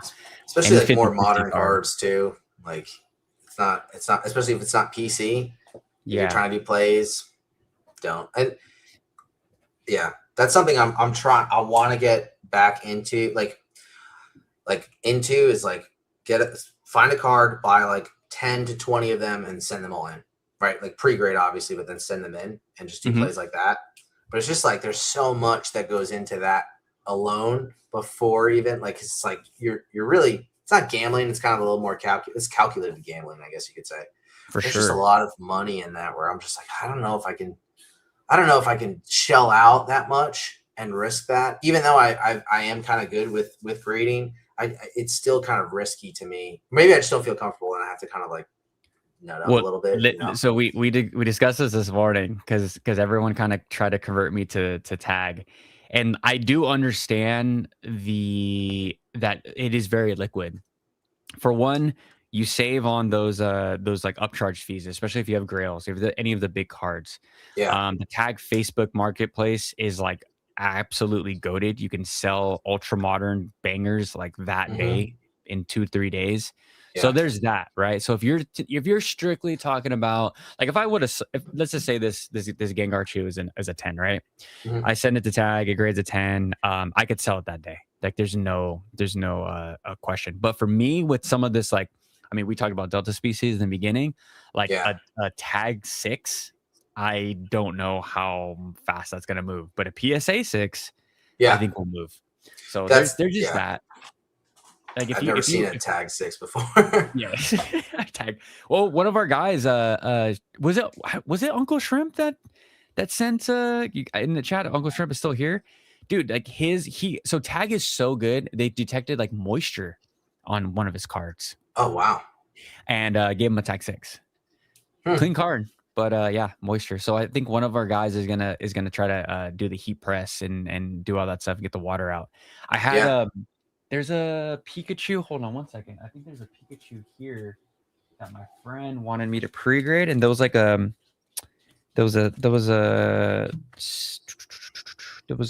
moisture mark, and I was like wasn't comfortable with him sending that. I was like, dude, I don't know. Again, you guys can let me know. Oh, that's right. Is it this one? And that's the thing. PSA might miss that. Yeah, exactly. It's in here, but yeah.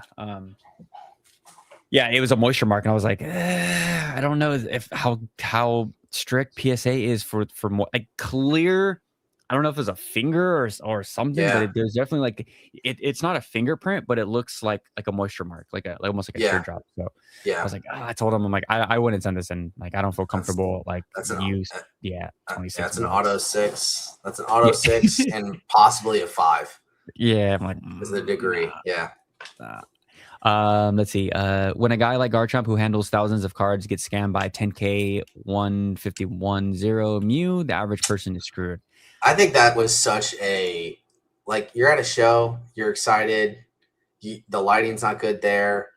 I mean, it's already a Chinese exclusive card. Like you're gonna take those L's. You have to. Like, I'm glad it happened to him and not some just kid that started, like vending and hit it big and was like, oh, I got this 10K card. It's like it happened to him. He talked about it, and I thought it was good that he talked about it. But what did from what I saw, I know people were reacting to it. Was the stamp on that, or he didn't see the stamp, right?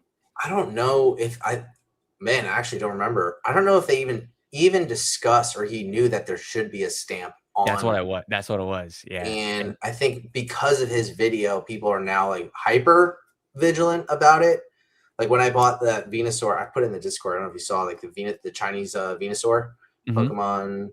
Is it Pokemon Go? I don't know. It's like a half art. I believe so. Yeah. But it has the stamp, and I made sure. I was like, let me look at this. It's a cool looking card. Highly unlikely it'd be fake, but who knows?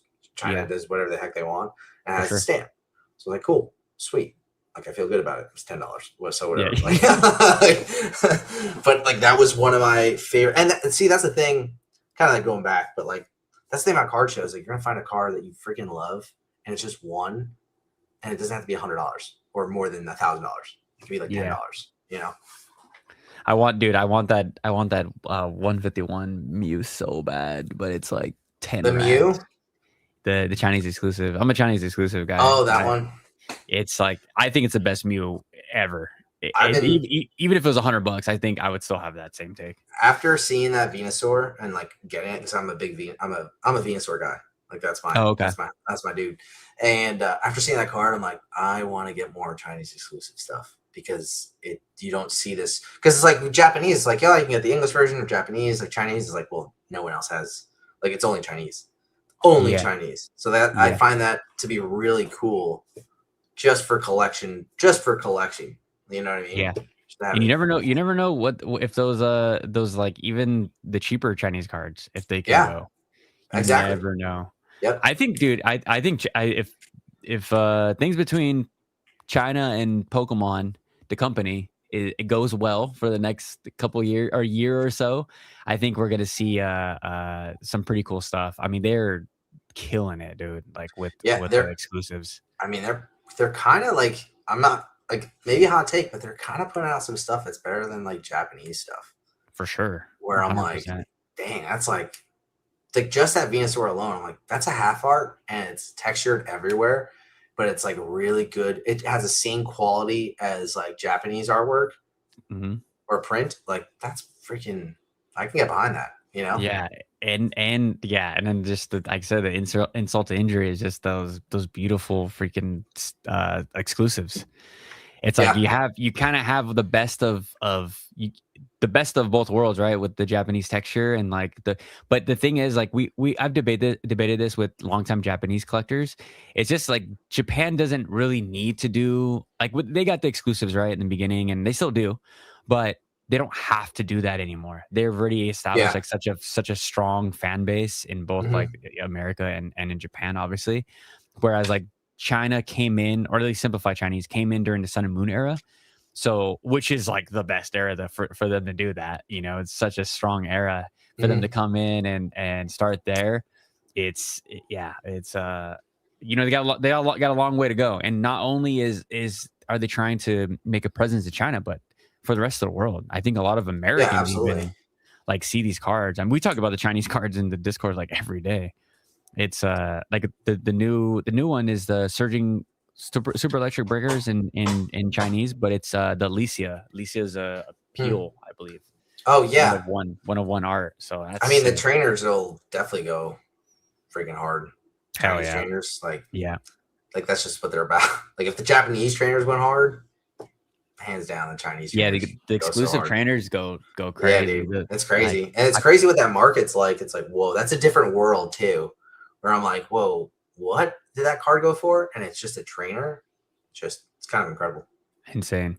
So there's a few comments about the hiding the certs. Hide certs and the barcode. Most only hide the cert, but they forget the barcodes are meant to be scanned. Exactly. Yeah. Yes, it always makes me laugh when they hide the cert, but the barcode. Scan the barcode, you got the cert number. Oh man. Skynet says, Henry, I have a tag subs going out in May if you want to send any. Oh, okay. Well, yeah, maybe.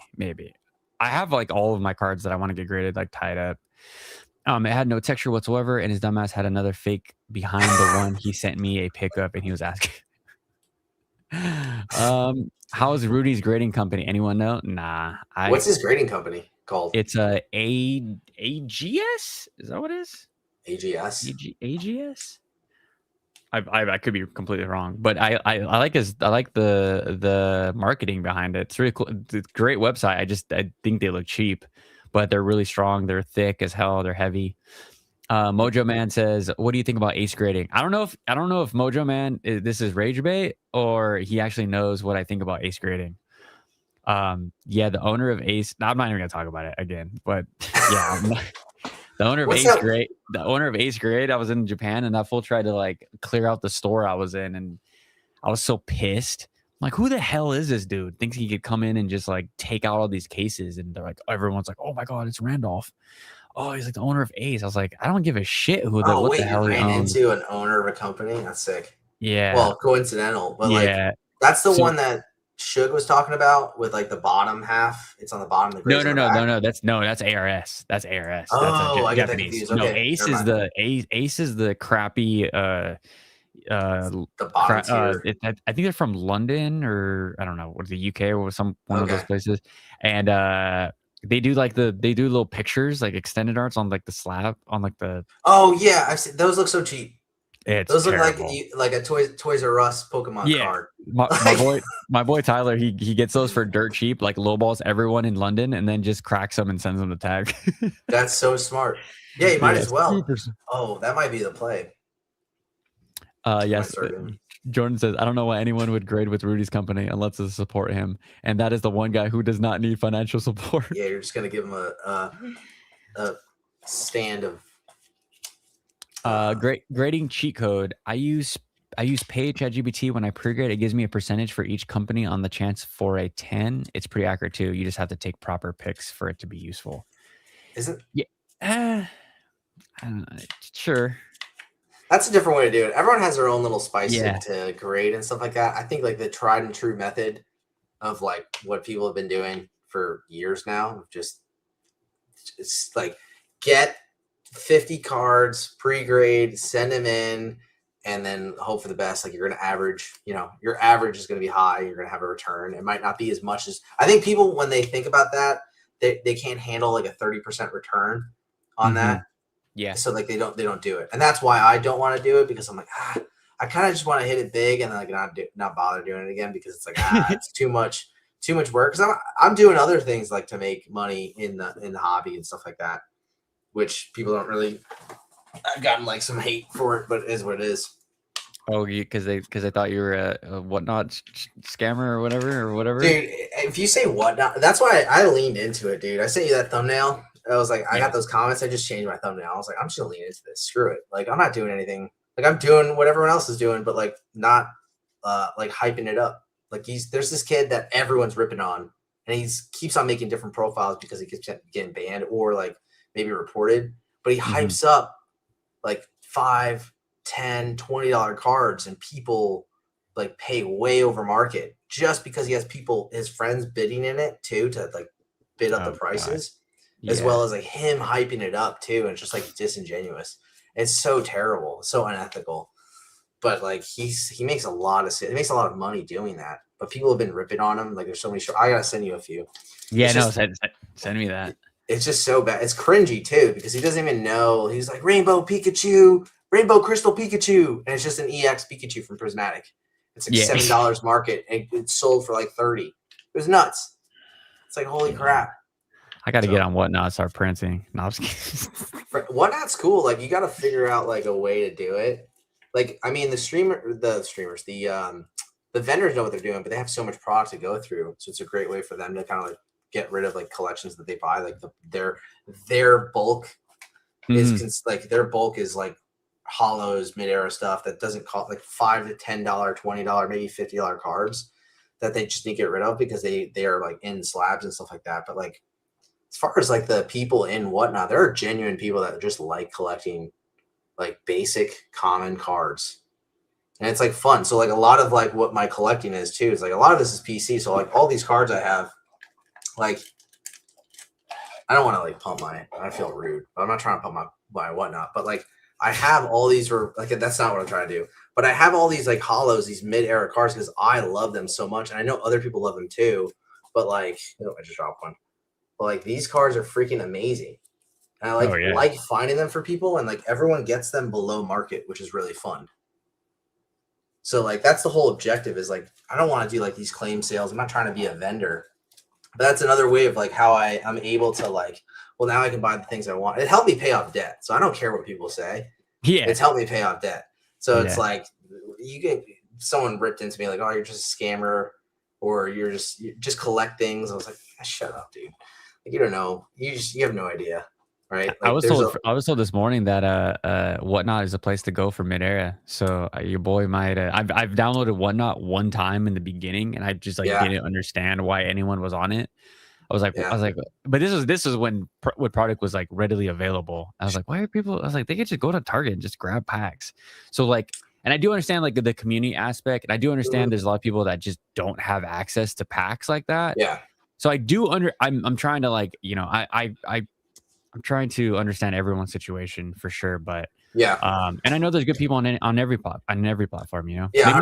Maybe not the black market, but yeah. But other than that, that's There's different ways to do it. Like I talked about in my last one of my videos of like I try to do. I'll make a video about this, but like I try to make my own packs, like Mhm. mystery packs. But like I'm not cooking anyone. Like Yeah. each of them, like so there's a margin. Like yeah, you're kind of it's like a gamified version, but then like it didn't work out. Like a lot of people, like even like the people that are in my community and whatnot, they're like, I don't really know if I can do that. Like I was like, yeah, like, well, this is what I'm gonna try to do, like kind of like staying firm to like what I believe. And then I was like, after like 2 weeks of doing that, it just what like I was like, this is stupid. Like what am I really doing this for? Because I've been having a hard time finding stuff on eBay because everything is like inflated. Like I find a Yeah. collection, I'm like, okay, cool, bid. I'm like, yeah, this is probably like $200 market. Like that's how I get my stuff, and it goes like 450. I'm like, what the how who is buying this and how are they making money? Because there's no way a collector is buying these things. I can't believe that a collector that genuinely wants every single one of those cards is paying like 100%, 200% over market of what those cards could possibly be. We have you also don't know what the condition of the cards are. Sometimes I get Yeah. cooked. I get a collection, I'm like, sweet, it has this blast. Like I have this. This is my PC now. But this Pop Series Blastoise with a swirl. Ooh. This is like $150, $180 card, right? I have this in like a deck sleeve. I can take it out real quick. Damage to hell in the back, water damage. Like, so I'm like, I'm not gonna like, I'll just keep this. It's like cool. Yeah. I was like super excited to get it. I was like, I'll just keep it. And now it's in there, and like it's a cool Blastoise card and has a swirl. That's great. Like, cool. I'm happy about that. But like, yeah, sometimes I get collections that are just like positively, absolutely cooked. And I'm like, there's no way I can make any money off of this, or nor do I want to try to sell it because that's just like, here, take my junk. It's like, nope, goes in the PC. Well, bro, that's what it is. That's I mean, the beginning of our conversation talking about like the vendor stuff of like them having cooked copies is like they need inventory so bad, but at the same time, they're actually not bricks because everything's going up. So Yeah. even your cooked e-reader cards are still going up. And people are still going to be like, oh, you know what? I'm not going to be able to afford that later. So I'm just going to get a really nasty back, you know? So it's like, yeah, who's buying them? But then there is that guy that's like, oh, I'm still going to make a profit. Oh, I'm still going to, because it's just going to continue. But once that carousel stops, that is when people are going to be like, oh, damn, now I have all these like damaged cards that like no one wants. Like, ooh, that's going to be a tough realization. And I don't know if it's even going to come. Like, to be completely honest, like wholeheartedly, I don't see that happening anytime soon. And I mean like 2 to 3 years where Pokemon just slows down where like mid-era and vintage cards like aren't sought after. Nah. Yeah, especially with like all those stamps, like the stamped cards going for like 10K, 15K, 20K. Like the reason why they're low pop is because no one cared about those cards when they came out. Like they're just crappy. No one cares about a Spearow stamp Crystal Guardians. Like no one cared about that card. But PSA 10, I don't know what it sold for. Someone tell me in the chat, like maybe like 1,000 or something like that. It probably sold for an insane amount because it's pop 4. Oh, low pop, it's gonna be worth 10 grand. Baby. It's like, yeah, but the thing is, it's like shield multiplier. It really does hurt. Like that part hurts the actual like collectors because like now that card is like, I wouldn't say like $20 prices people out, but like $20 for a stamped Spearow, Crystal Guardian Spearow is like $20 for that. It's like, I'm not gonna pay $20 for that. At it like MP, that's crazy. I don't know, and I'm making up a price. I have no idea, but like those prices got inflated because of the PSA 10s. Now everyone's buying all the cleaner copies, all the damaged copies are like sticking around. Who's gonna buy them?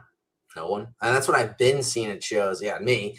Me too. But I still think they're too. I still think they're too high. But like a part of me is like thinking like, well, a new floor is being established with older cards. I think. Like especially older cards, like this Blastoise is like damaged $50. Like it's not going to go back down because there's less of them out there. I think a new floor just got established because of how this hype, like that of where the hype is, and I think that's just the new norm of mid-era. And where you can get a mid-era card for $10, $15. Now you have to kind of pay $30, $40 for it. And it's like, can you be upset by that? Like, yeah, like it happened too fast, but it was going to happen anyways. Yeah. Like it was going to happen. It's technically vintage now. And it's like, you should be happy that it's worth that much, because that only means that it's going to go up in price. So like, you are collecting something that you love that's going to go up in value eventually, you know, not in the hopes to sell it one day, but you always want to make sure you like the things you collect are somewhat valuable, right? Yeah. Not to say that whatever else you try, like whatever else you collect isn't valuable to you, but like, you know, if you're going to spend $50, I'd hope that it would be $50 for a long time and not $50 today, next year, 25. That would feel crappy. Yeah. Because it means you fell into the FOMO of it. It feels crappy when I have to like settle for like an older card that's cooked. You know, I'm like, I really wanted that card, but like my budget said that I only can afford perfect example, which is stupid, which is such a bad way to think. But this Tyrannosaur, from Delta Species, right? Very beautiful. You guys can, maybe if I see the lights, you guys can see the creases. I see it. Yeah, there's like two little creases, right? But it bothered me. It like absolutely bothered me. I hit up my homie to see if he could fix it, but I guess these Delta Species cards are like really, really hard to get those out. But I was like, the whole time I bought it, and it was like, I felt like I regretted a $35 decision. I was like, damn, I could have bought something like clean and blah blah blah. But then I was like, okay, how am I gonna like allow this card to exist in my collection? And I found one of those little stands. It's like, oh, that's cool. Like it's from far away. It's kind of like a slab, and like I enjoy it. But I'm like, I could have spent $100 and got that without. Did it matter to me that much? Like the back is like decent. Yeah, but you have to like really good. You have to like take into account it's an older card. That's what I'm saying. I think that gives it character. Like I have my very first Typhlosion card from Neo. It has a big crease in it, and I could fix it, but I don't want to, because then what that becomes is just a card that I can actually sell, and it becomes like every other one. And I don't want to do that because that's my childhood card. So why would I do that? It has a crease because it was in my pocket. I remember the day I did it. It was like, fuck. Like I was like, oh no. I was like, no.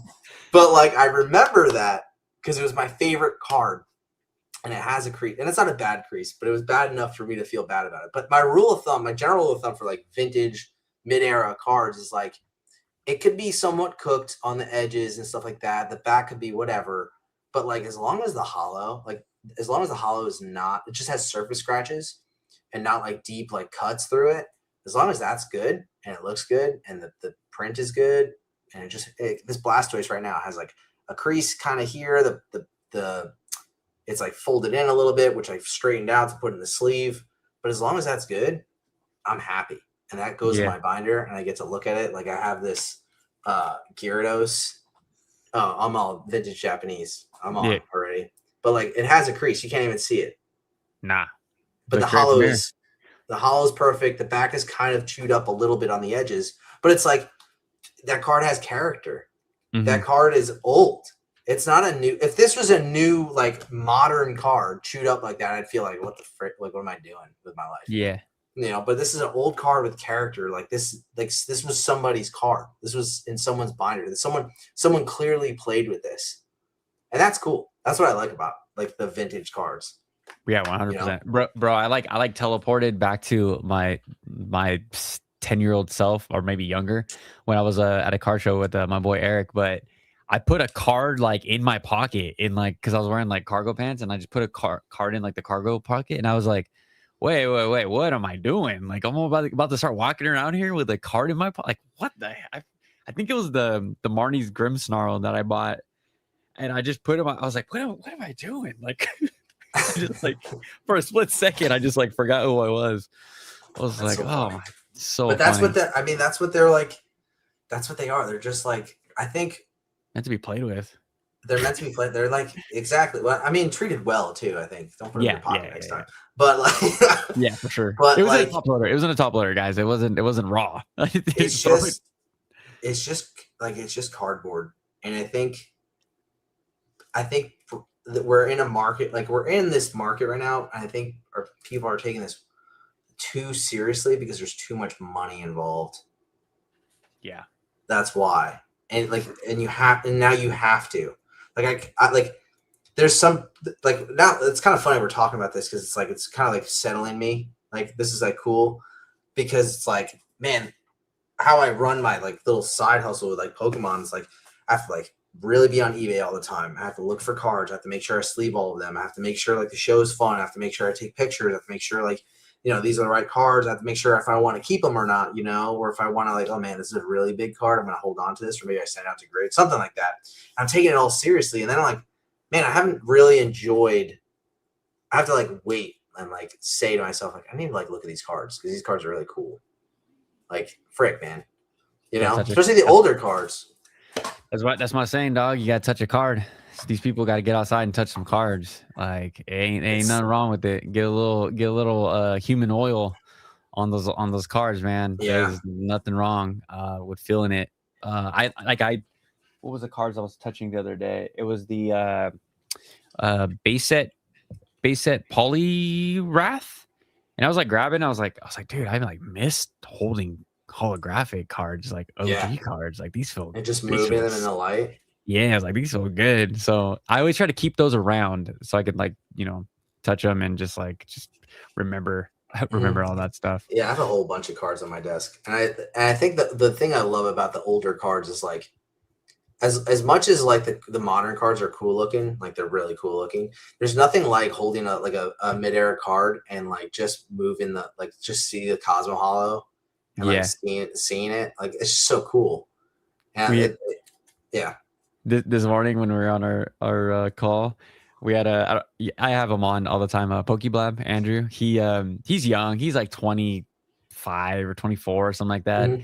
And we're all talking about these cards and he's like, dude, like, I don't know why any of you guys want to collect these like half arts. Like, just there's just full arts. Like, I don't why are you collecting half? And then I think it was Johnny that was in the if Johnny's here or he watches this, he's like, dude, I'm literally selling my full arts to get half arts. So what are you talking about? That's what I'm doing. I've been doing that. And so it's like the young kid mentality, like the young dude is like, why the hell would I sell my full art like madness card for like these like, older, like, I don't know. It's cool. We need that though. We need the push and pull on both sides because like we can't all just agree. It would just drive the market to one area. I mean, you can always get a proxy full art of something. Like, there's no different. Like, what's so different about the full arts that are out now? Not the SIRs, but just like the regular illustration rares and a proxy that you can find on Etsy with like the equal with texture, with texture and like with just as good artwork. It's like these illustration rares. There's just so many of them. I'm exhausted of illustration rares. Me too. I'm tired of them, and it brings me back to like, not brings me back, but like the cards I've seen that I objectively don't like are the V's. Like, I don't like any of the V cards. They're kind of like corny looking, but it's like, man, we look at these cards, they're cool artwork. And I remember when I first got into like back in the hobby and going to my first card show and like flipping a lot of cards, I bought a whole bunch of Gen 3 Pokemon illustration rares. Mm-hmm. And I like filled up my binder and I'm like, why the frick did I buy these? I don't even like them that much. I was like, they're cool. Like, they're really cool. And like, I have the Shed Ninja with the Ninjask on top. And I'm going to get a frame so I can hang them up. Like those custom frames. And that's really cool. But like, if it's not something like that, I kind of don't want it. I'm just getting tired of it. And if it's a special illustration rare, I'll probably like, I like the Charizard from Phantasmal. Like, that is such a sick card. I like the 151 starters. Those are, I think the Venusaur is the only cool one, to be honest with you. Like the Bulbasaur, it's cool sequential art. But like, I'm just getting tired of these just like bang, full big artworks. And it's just, I don't know. But like, I don't know. I'll say that now, and then the Rayquaza set comes out, and if that's Gen 3, I'm gonna go buck wild. Like, that's all I can say. Like, that set, if that comes out, and that's not a like a 0.5, like it's like a half set, like a filler set before Celebrations. If it comes out with a booster box, it's over. That's good. Oh my gosh. Dude, I'm ripping that. I'm gonna be like what Heart Attack talks about all the time, just degenning the whole like Just ripping it with his mouth. Yeah, that boy said he's gonna rip so much of that Rayquaza. I mean, we both got Rayquaza tattoos. He got a Rayquaza, Mega Rayquaza going from his freaking side of his butt cheek to his top of his arm. So like, that boy's gonna rip that set. I mean, that set's gonna be expensive, dude. That set I'm gonna like actually subscribe to like Pokénotify and like hop on because like I need to get that set. Like I just need that set. I need to open it. Like I'll finally have some like. The only reason why I'll open something is to like master set it because I like the cards in it, especially if it's Gen 3. And if they do something like if they pull like a Black Bolt White Flare, all illustrations for every Gen single 3. Gen 3, it's over. Dude, it's gonna break people. Make sure to use my promo code for Pokénotify, guys. If you thank you for the plug, baby. Totally do that. Sky Ninja says, respectfully, Ace is on par with CTC equals bricks. Mojo Man says, my bad, I didn't know the Ace lore. Yeah, I told that story 100 times. You guys love that story. But yeah, your boy, dude wanted the store owner wanted to pull the Tyranitar that was like in my hand. I was so pissed. I was like, who the hell does this guy think he is? And then I like looked at his, I was like, I'm not going to say how I described this guy, but it wasn't nice. Let's just say that. And everyone's like, that's Pokey Randolph. That's Randolph. I was like, I don't give a shit who the hell this guy is. This guy sucks. All those people around him also suck. They were just like, not like, I don't know, bro. I'm like, freaking, they think they're cool guys coming in here and just like can clear out a store. And like, nah, we ain't doing that. That's crazy. So what, he was like just buying up all these like cards?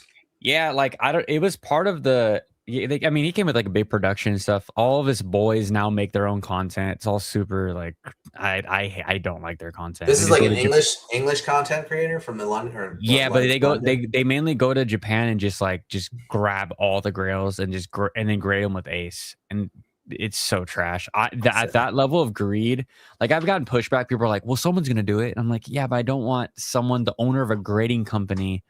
To come in and just like source Japan, like I don't know, dude. They're monopolizing their own, like they're it's more of an ego thing for sure. It's definitely not a business, or it is a business move, but it's more for ego.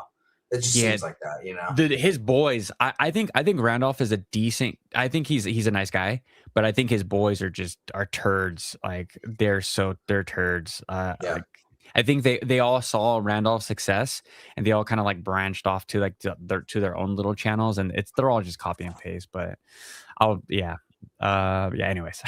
So everyone knows they bring up Pokey Randolph and I just get so mad that not even happened. Eric says, I bought stuff off Whatnot, TikTok, and behind a Target, every place that has a good and bad.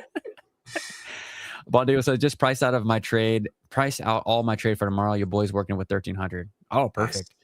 Nice. Eric, if you need to buying at the tire shop and buying some new tires while you're at it, that's funny.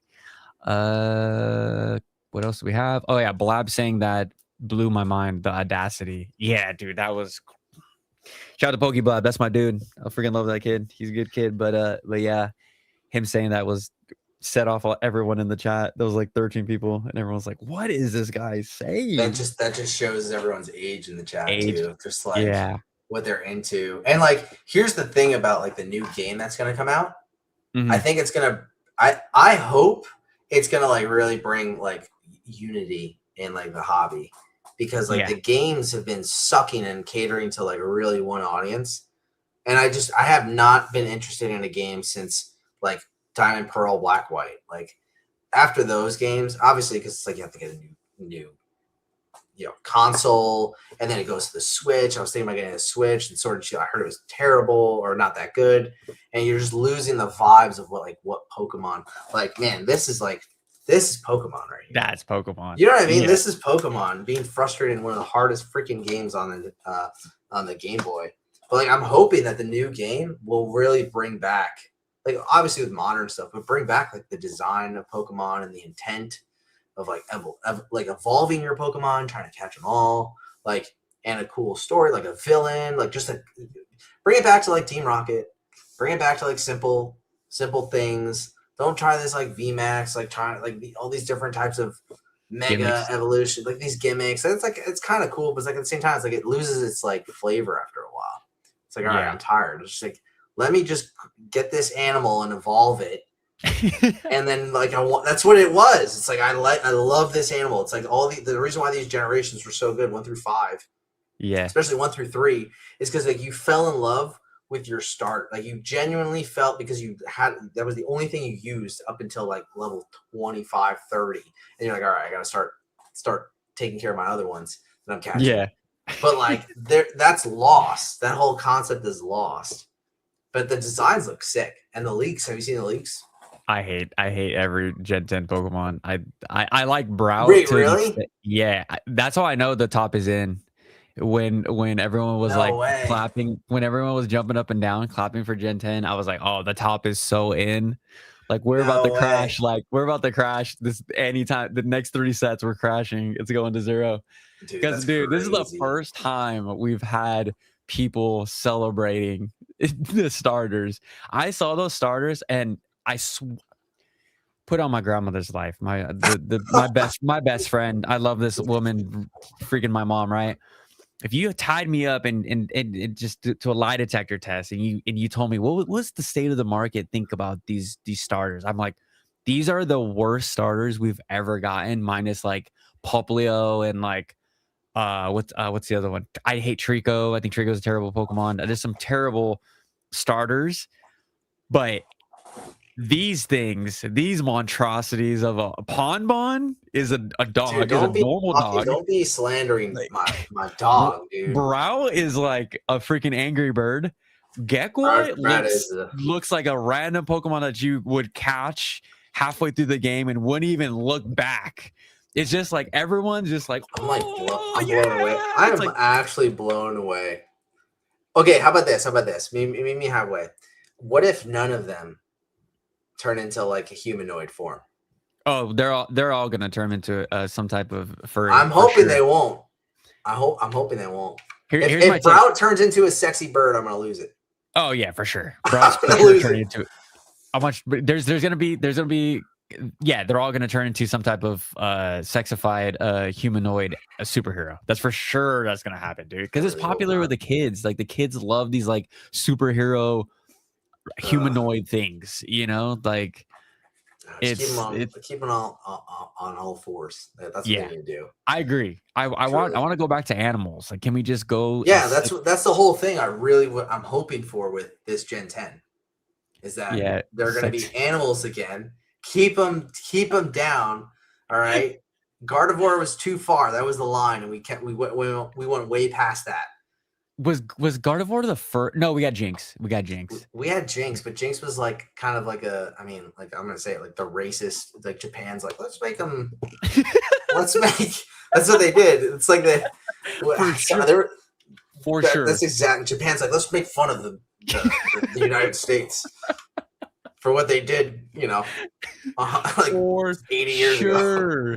Yeah, for sure, that was inspiration, bro. Like you look at a Jinx, you're like, nah, there ain't no way. Listen, if they made Jinx today, they get canceled, 100%. For sure. And then they had to walk it back. They're like, oh yeah, my bad. We put a blackface on it. It's like, well, you know what you did. We don't even know what Jinx is. Yeah, we all know what Jinx is.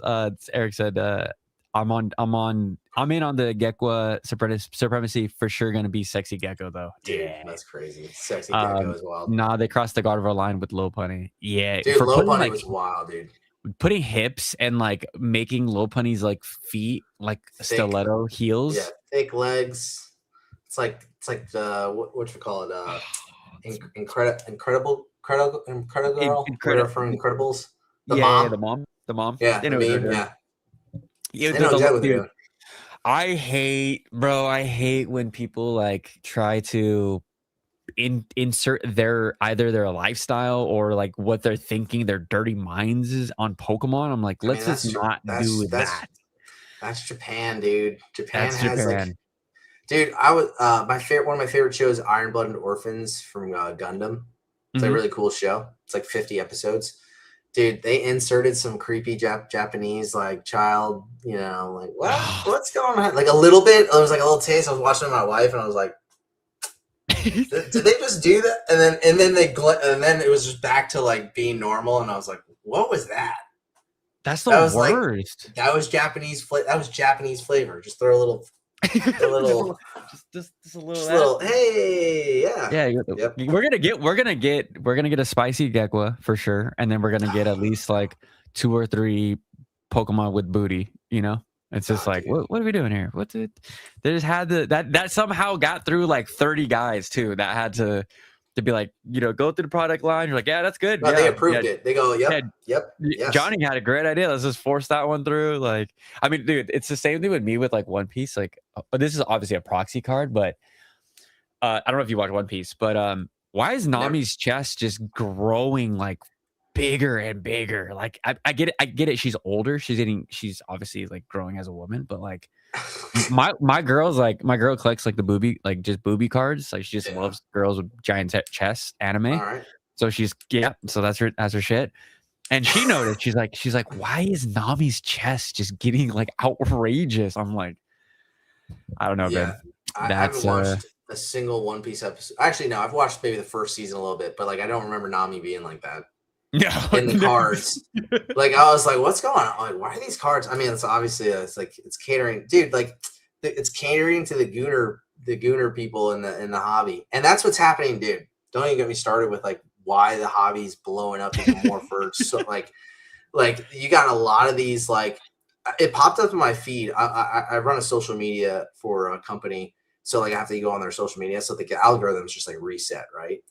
And a Pokemon thing popped up, like of this girl with legitimately a wall of Ascended Heroes, and she's like saying like, I'm gonna open. I hope I get one of the, like a God pack or whatever, blah blah blah, like her content, and like she's an OF model. I'm like, of course. Oh, I see what's happening here, and I'm seeing more and more of that now. And I'm like, dude, that's sad.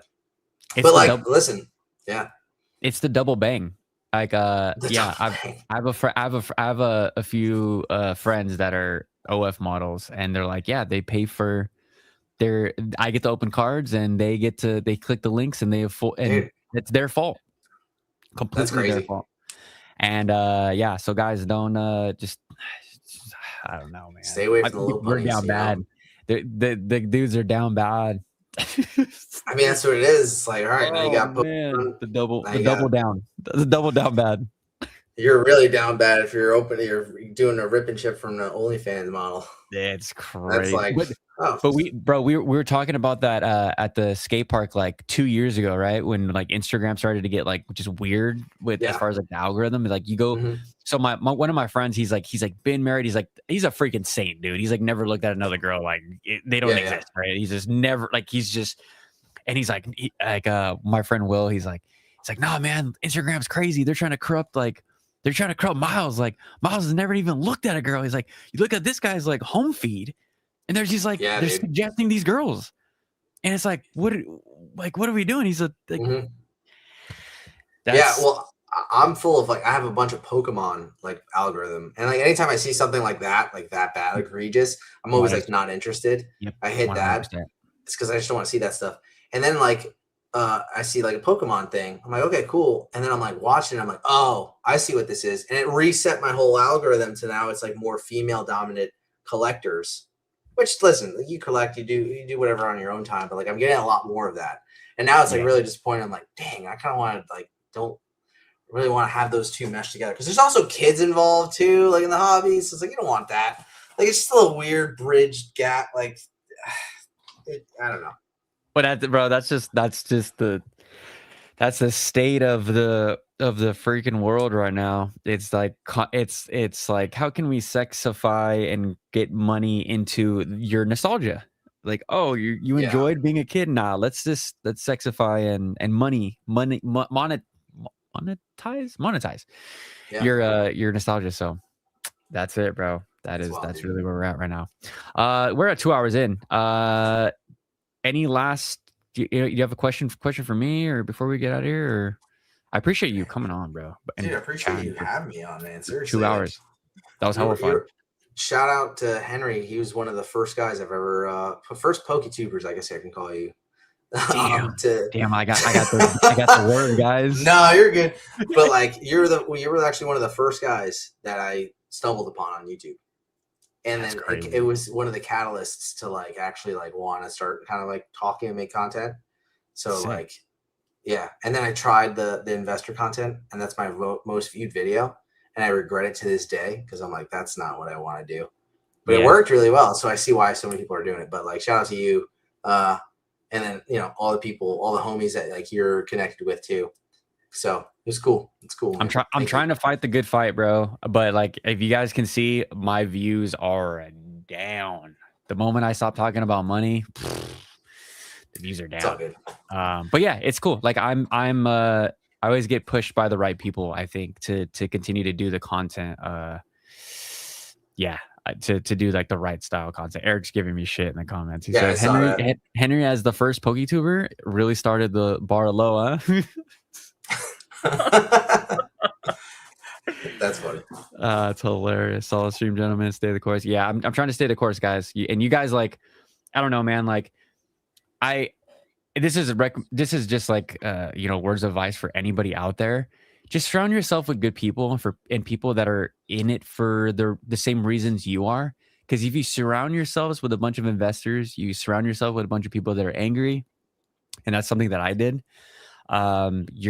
You're not going to be happy. And I think you guys kind of saw that through my content when I would go on like crazy rants, and I would watch some back. I would see the feedback, and I'm like, yeah, I don't know what the hell that was. I was just pissed. But then as the Discord started to grow, and shout out to the Discord, that's really what's like saved my mental, is talking to you guys, and the majority of us are in there are Japanese collectors. I converted a lot of people to Chinese and Korean cards, and everyone's happy in there. Everyone's collecting really cool cards from like, you know, crazy grails, like hundreds of thousands of dollars of cards, to like, we're celebrating reverse holos, you know. And it's just such a I didn't even think a community like that even existed in the world.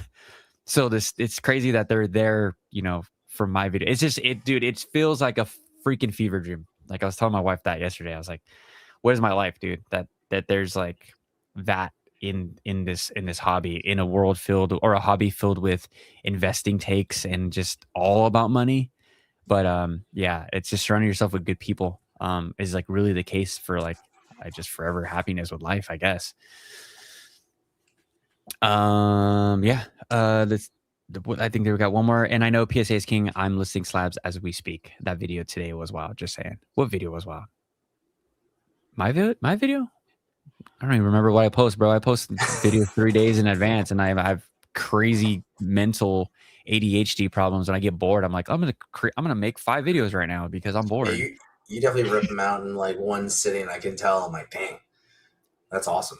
I get I get all worked up at work. Let's just say that I watch like hella YouTube, and then I'm just pissed or like emotional, and I just get it out by like talking, and it's like therapeutic almost, you know. So it's cool. Yeah, you have a good rhythm.